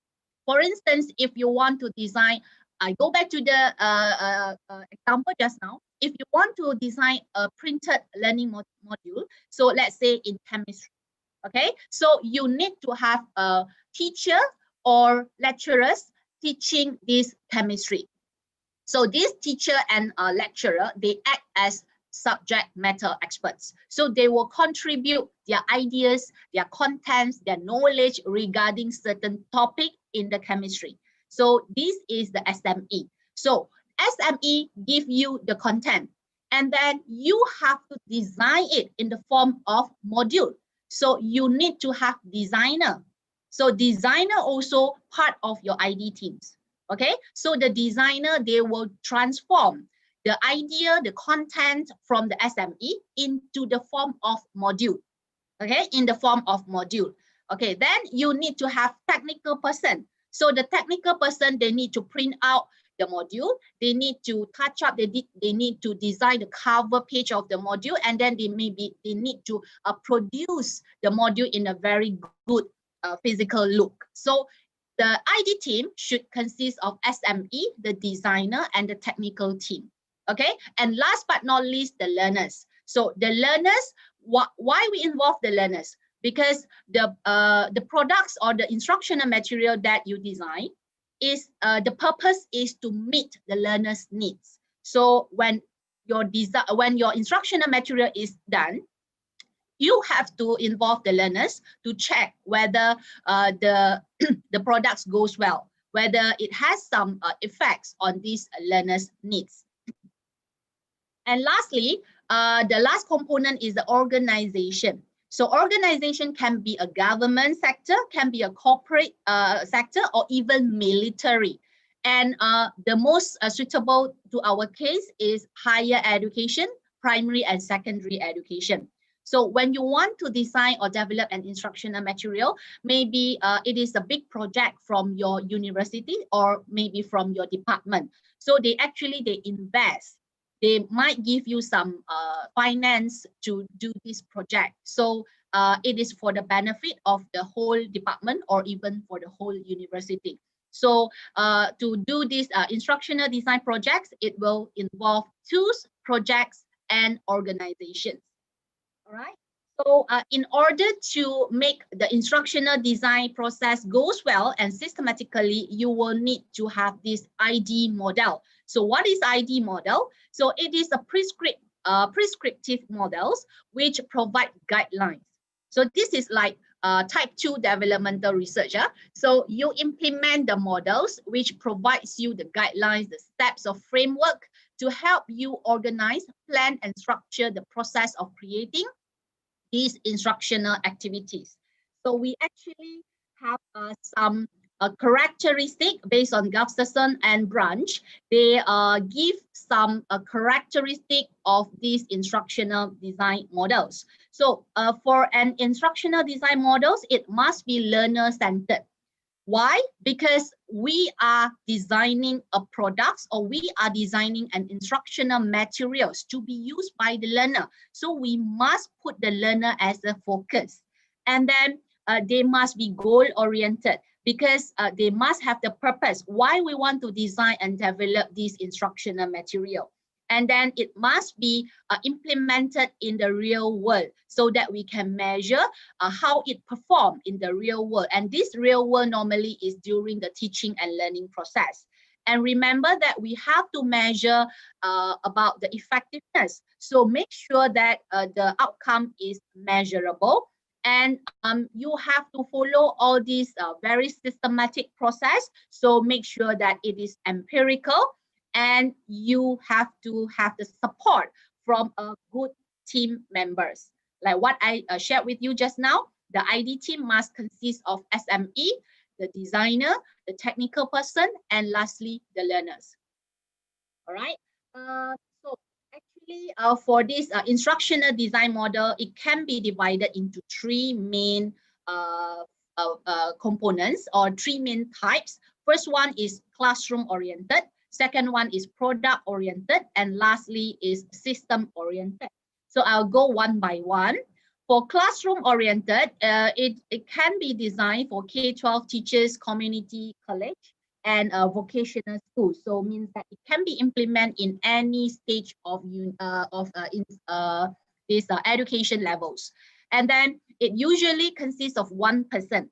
At this case, it normally suitable for the novice instructional designer.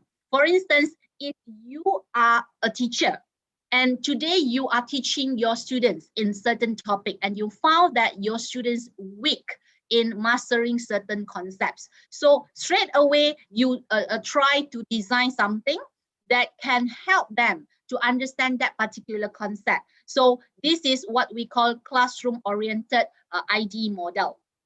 So the output is very small because you only focus on certain part of your content, maybe only one unit of your instruction. So this is classroom-oriented ID model. Next, we have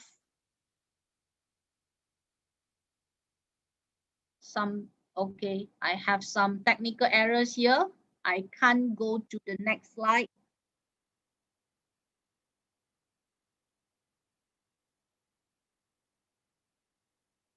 Sorry, okay. All right, I continue with the second model, which is the product-oriented model. So this product-oriented model focus on the development of instructional materials. So you will need to have a developmental team to help you, okay? Because it needs a degree of technological complexity. Because it focuses on the product. So the product must be something that is good quality and then more complex in terms of technology. So you will need a very fine design and technical skills. So finally, it will produce a highly distributed and reusable learning tools and materials. So this one a bit high level compared to the classroom-oriented ID model. And finally, the system-oriented ID model. So this one, there is some similarities between the system-oriented and the classroom-oriented ID model. So for the classroom-oriented, they focus only on certain part or only one unit of the instruction. But for this system-oriented, you will need to develop a big amount of instruction. For example, an entire course or the whole curriculum. For example, if you are a lecturer teaching a chemistry, organic chemistry course. So if you want to follow the system-oriented ID model, you might to design the whole syllabus for organic chemistry for that particular course. Okay, so if you have 7 chapters, you need to develop the 7 chapters, the content for the 7 chapters. But if you are using classroom-oriented, maybe you only focus on 1 sub-unit only. So that's the difference. So of course, you will need a team to support you to produce the materials. And okay, so this one I have mentioned just now. So it has some similarity actually to the classroom-oriented ID model. Okay, let's talk about the advantages and disadvantages of this 3 different ID model. For the classroom-oriented model, the advantages is you can use, if you are a teacher, you can use it. And with a little or no ID instructional design experience, you can go for it. And then it is very straightforward. You know what's your students' problems, so you start to design some instructional material to help them. That's it. And then focus on the use of existing materials. You just grab whatever you have. No need to purposely create something. So because it needs only a limited ID skills. Okay, so the disadvantage is no trial and revision because you have very shortage of time. You discover the problems faced by your students, so you straight away design and you straight away implement it to see the effect. So you don't have the time to do the trial and then to do the evaluation. So this is only one time, okay? And then the design of the products may become outdated over time. Yes, because the problems faced by this group of students might different with the problems faced by the coming batch of students. So the products that you use this time may be already outdated for the coming semester students. Okay, and for this product-oriented and system-oriented ID model, the advantage is it suits larger projects. Yes, because it focuses on the product and the system, and then you need to have really a very detailed the analysis and the design phase. And then for the disadvantage, you might need a high investment in terms of finance, resource, and time. Yes, because you need to design the whole syllabus.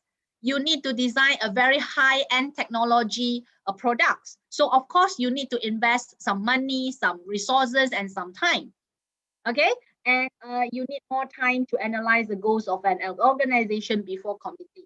So this one, because you involve the investor, maybe from your department, maybe from your university. So you need to have a good communication with the management level.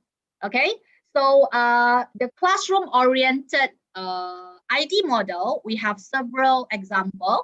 First one is Azure model. Second one is Morrison, Ross, and Kemp model. And the other one is Gerlach and Ely model. So I won't go detail because you can study it by yourself.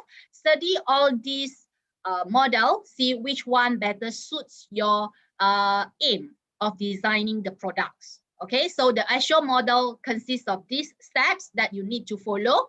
And then for Morrison, Ross, and Kemp model, it is in the form of oval, means that there is no starting point, there is no ending point. So this is a bit different from others because others, normally they will have this arrow. You have to follow step by step. But for the Morrison, Ross, and Kemp model, it is in the form of spiral. So you can start at any point. Okay, provided all stages, all the elements is completed. And then this is Gerlach and Ely model. So these are the 3 examples of classroom-oriented ID model. Next, we have example of product-oriented ID model. We have a Bergman and Moore model. We have De Hoek, De Jong, and De Vries model. And we have Seals and Glasgow model. So these are the models. So you can study by yourself. And then finally, we have this system-oriented ID model, Dick and Carey model, Smith and Regan model, and we have Razel and model. So these are the models. Okay, so here I want to share with you some my latest publication regarding design and developmental research. So the first two is was written by my S2 student. So my S2 student, they wrote these articles, and all will be published in the journal. So for the first one is Journal of Technology and Science Education. This will be published, I think, in next March. So this is a Scopus Index journal. And then for this one is a UPSI journal.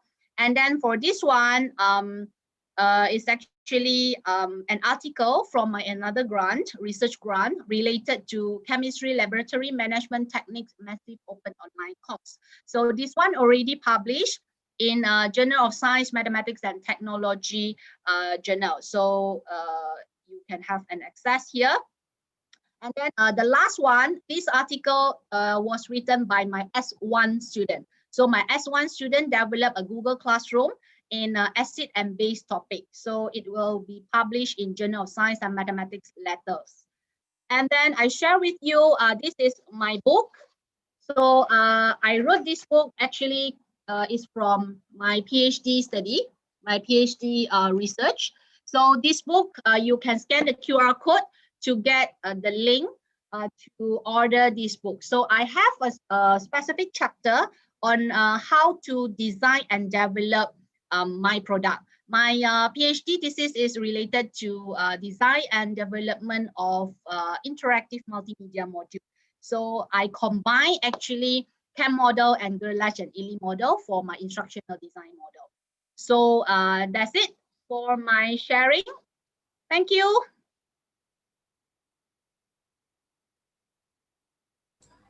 Thank you, Dr. Tintin. Okay, what amazing explanation from Dr. Tintin about developmental research. Oh, there are so many kinds of developmental research actually, right? The instructional design. But what I got is there are two types of developmental research. The type one is context-specific conclusions. So it only focuses on a more specific area. It can't be generalized. And the second one is type 2. It can be generalized and can be distributed in much more widened area. So, but there are so many kinds of international design, Assure and CAM and Canton. Oh, got it. Okay. Thank you for the explanation. And this is what we have waited for. Next agenda is the third is the discussion, question and answer session. So we have already got some questions from our audiences, participants. The first one, I would read it. It is for Mr. Ali,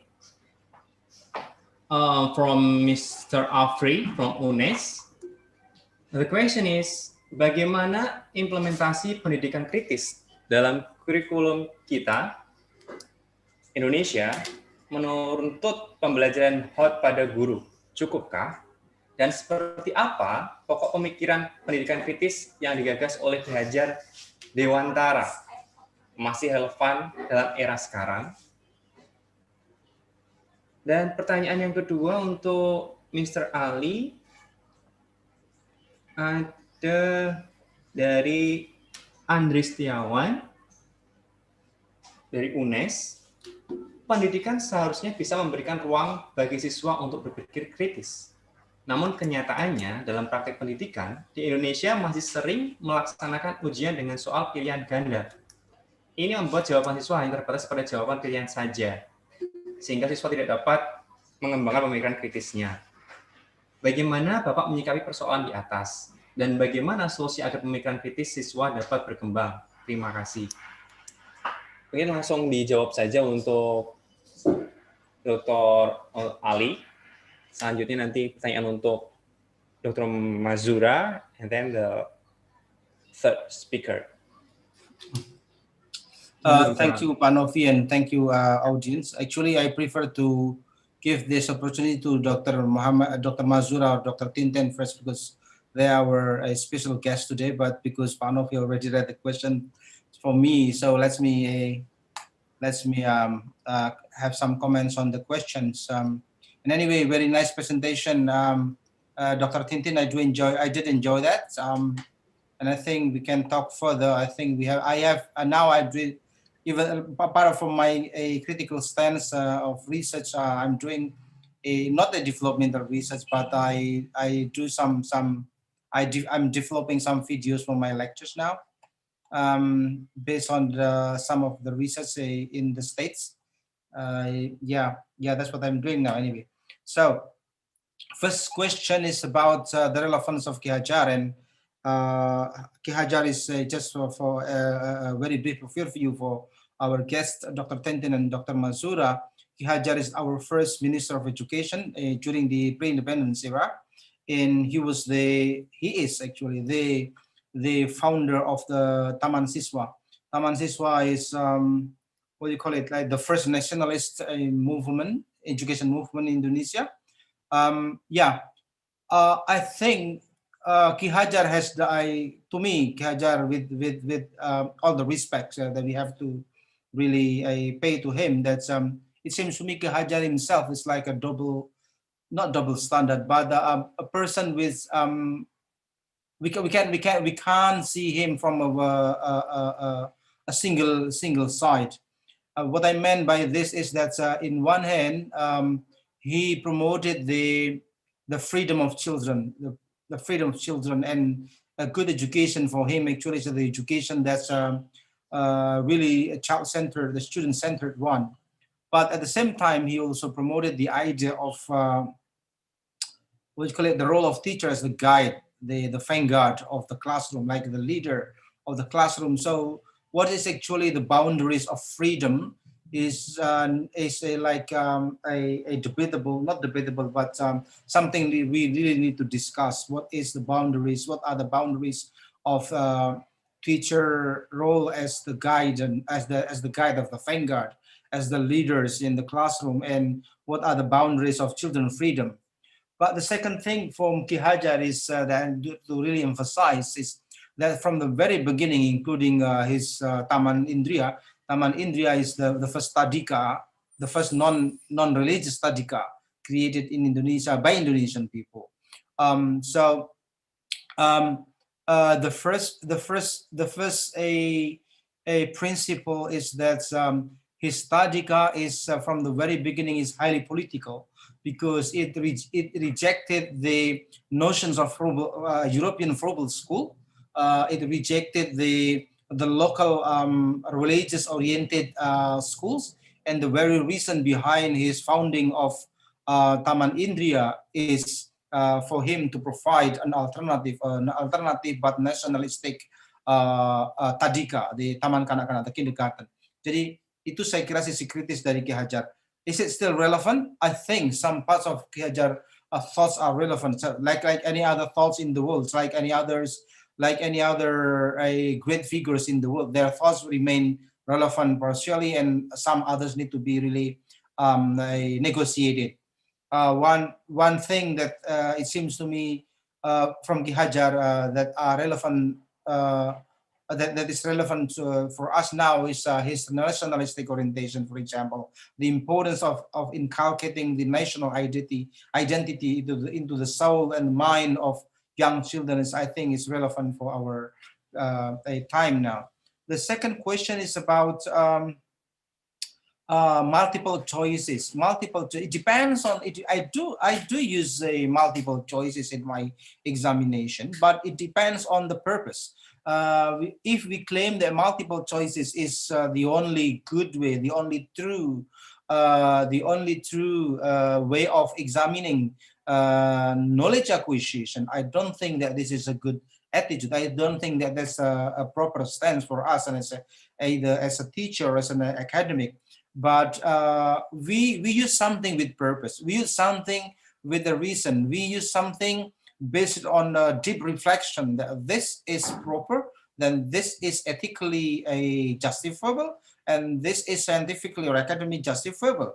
Whatever the question that whatever the question or a type of examination that we utilize, I think the first principle for us is to make a decision based on a solid argument, including what Dr. Tintin mentioned, for example. All the design that we're going to promote, that we're going to develop, should be based ethically, academically, and scientifically, should be reasonable. Otherwise, we're not gonna offer something. We're not gonna offer we're not gonna offer something meaningful for our students. So it depends on what reasons behind the use or not use of multiple choices types of testing. So that's my comment. Thank you anyway. Okay, thank you so much for the answers, Mr. Ali. Okay, great. But let's appreciate for all of the speakers. Great presentations. And okay. And next, the questions for our next speaker, for Dr. Mazura. There is a question from Ms. A.M. Munawaro from UNES. She wants to ask about the grammar correction. Some claim that grammar correction will only pardon the learners to improve their language ability naturally. And some suggest that it is better to support them by giving more books to read, especially a very simple and easy books to be read. And after that, after do a lot of reading easy books, so the grammar rules will be subconsciously learned by the learners, by themselves. What do you think, and what's your suggestions and what's your response about this question? Thank you, Dr. Mazura.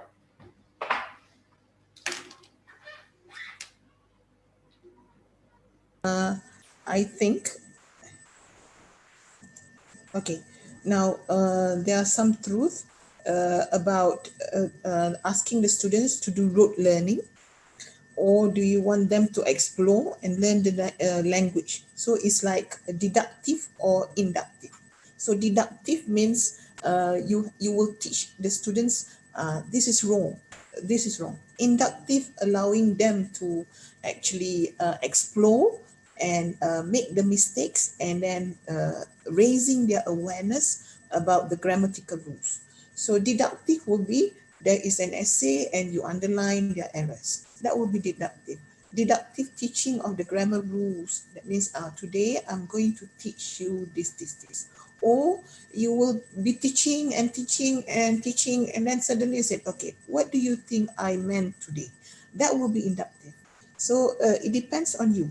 I would prefer inductive as compared to deductive. Not everybody can do grammar rules, pure grammar rules, and then they are exceptional with it. They can excel.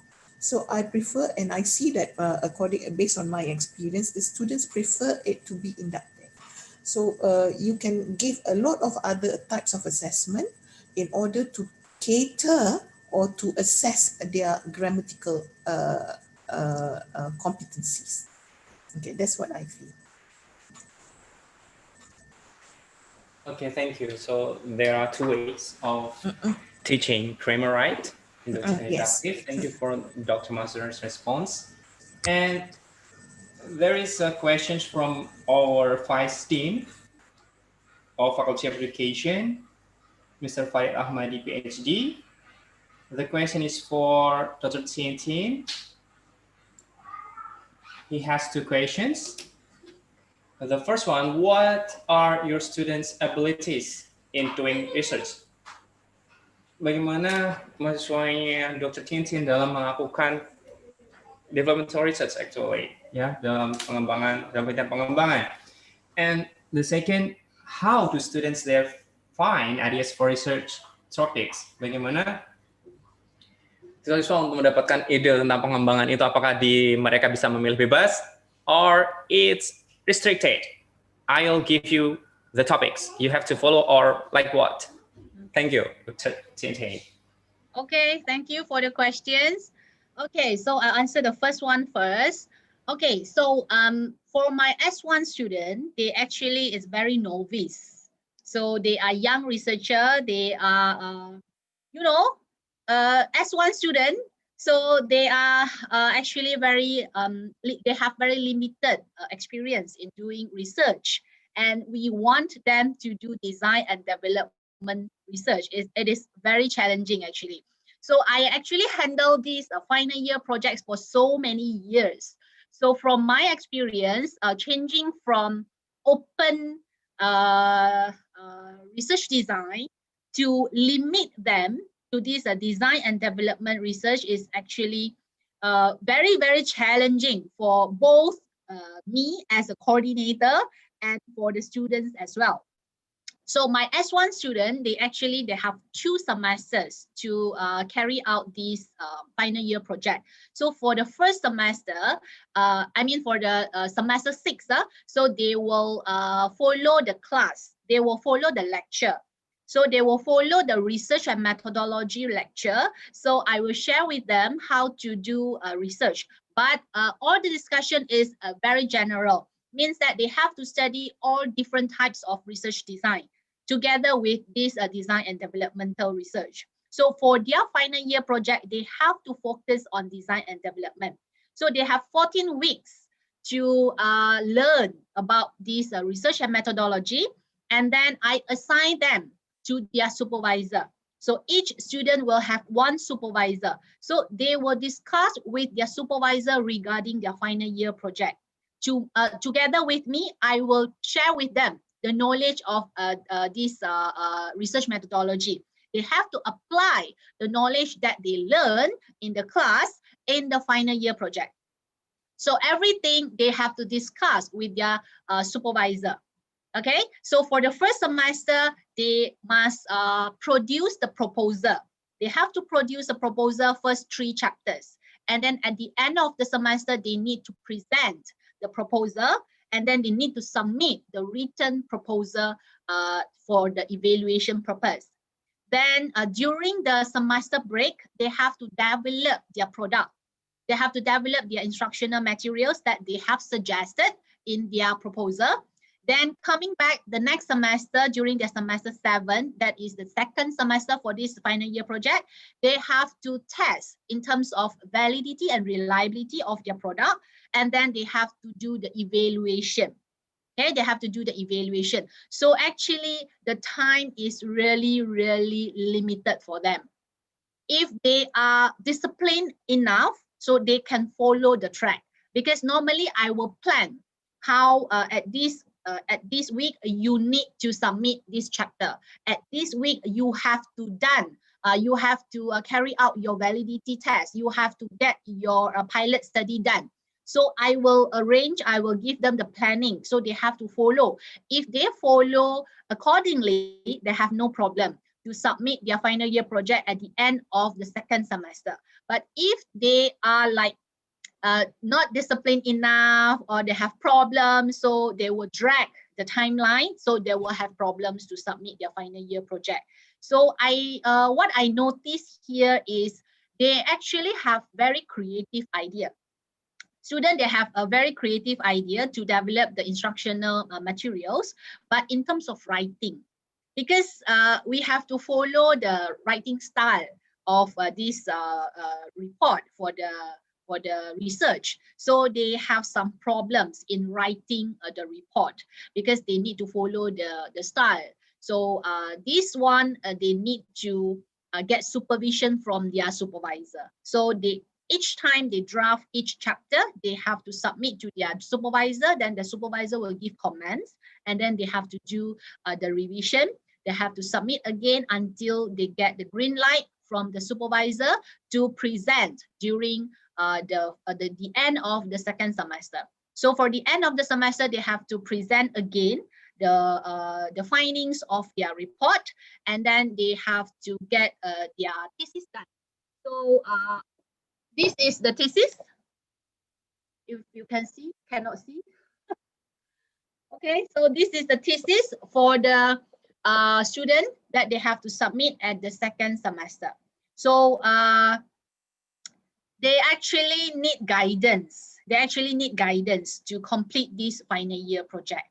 Okay, so that's my answer for first question. For the second question regarding how they get the idea to do this research. So actually I give them the freedom. They can discuss with their supervisor regarding the topics, or maybe their supervisor, if they have research grant, so maybe the title will be suggested by the supervisor.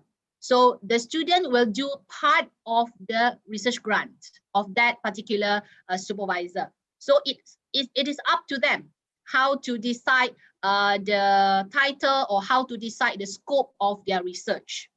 Okay, so I hope I answer your questions. Yes, thank you so much. So is it possible for the students to graduate in the 7th semester in UPSI? Yes. Majority, they will complete their research within 2 semesters.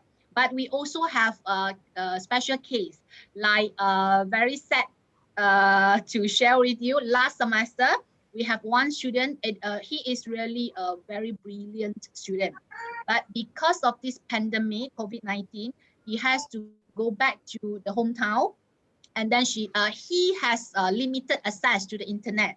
So these problems makes him delay the process of designing the product, because he actually designed an online learning materials. So the problems of this internet access makes him delay the process of development, and finally he couldn't complete his project, and he needs to repeat this semester. Okay, great. Thank you, Dr. Tian Tian. So this is the discussion session. This is part, we have already questioned and answered about the questions that we have got from the audiences.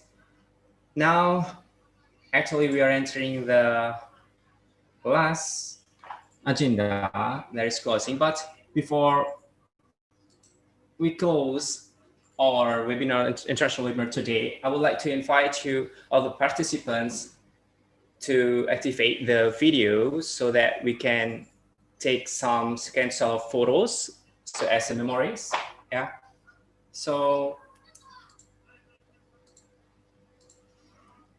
could you please turn on your video to screenshot, so I can screenshot your face as memories for this international webinar. It is second meeting. Okay, we will to inform as well, the next month in November, we'll have another series, okay?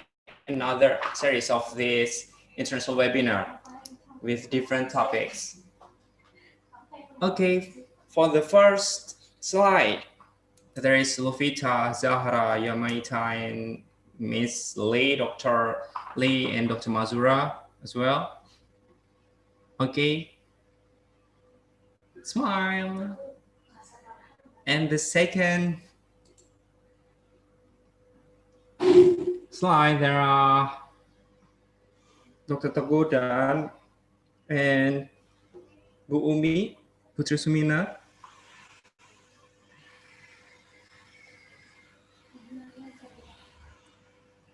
Nurul Hilda Hidayatul Rahman. Thank you so much for all of the participants who have followed this webinar. And the third, the fourth, and the last slide. Okay. Okay, now we have already screenshot all the participants, and ladies and gentlemen, we believe that opportunities should be made and changes should be pursued. by the completion of this program, this international webinar for the second meeting, we will get another one next month. We all hope that you all have gained insightful and enlightening experience. And I would like to thank you so much for all of the speakers, Dr. Mazura, Dr. Ali, and Dr. Tintin for the amazing explanations. And I hope we'll meet again in another occasion. And enjoy your day and see you next month for the International Webinar Professional Development Class 3. And let's close our international webinar by reciting Hamdalah together. Alhamdulillahirabbil alamin. I'm sorry as a moderator if I have mistakes and I've made mistakes. I'm sorry. And thank you for all of your participations. For the audiences, thank you, you're great. And for the speakers, thank you, Mr. Ali and Dr. Mazura and Dr. Lee. Thank you. See you. Thank you. Thank you, Dr. Mazura and Dr. Thank Tin. you. See you sometime. Yes. Jumpa lagi. Jumpa lagi. Insyaallah. Thank you. Assalamualaikum. Waalaikumsalam warahmatullahi wabarakatuh.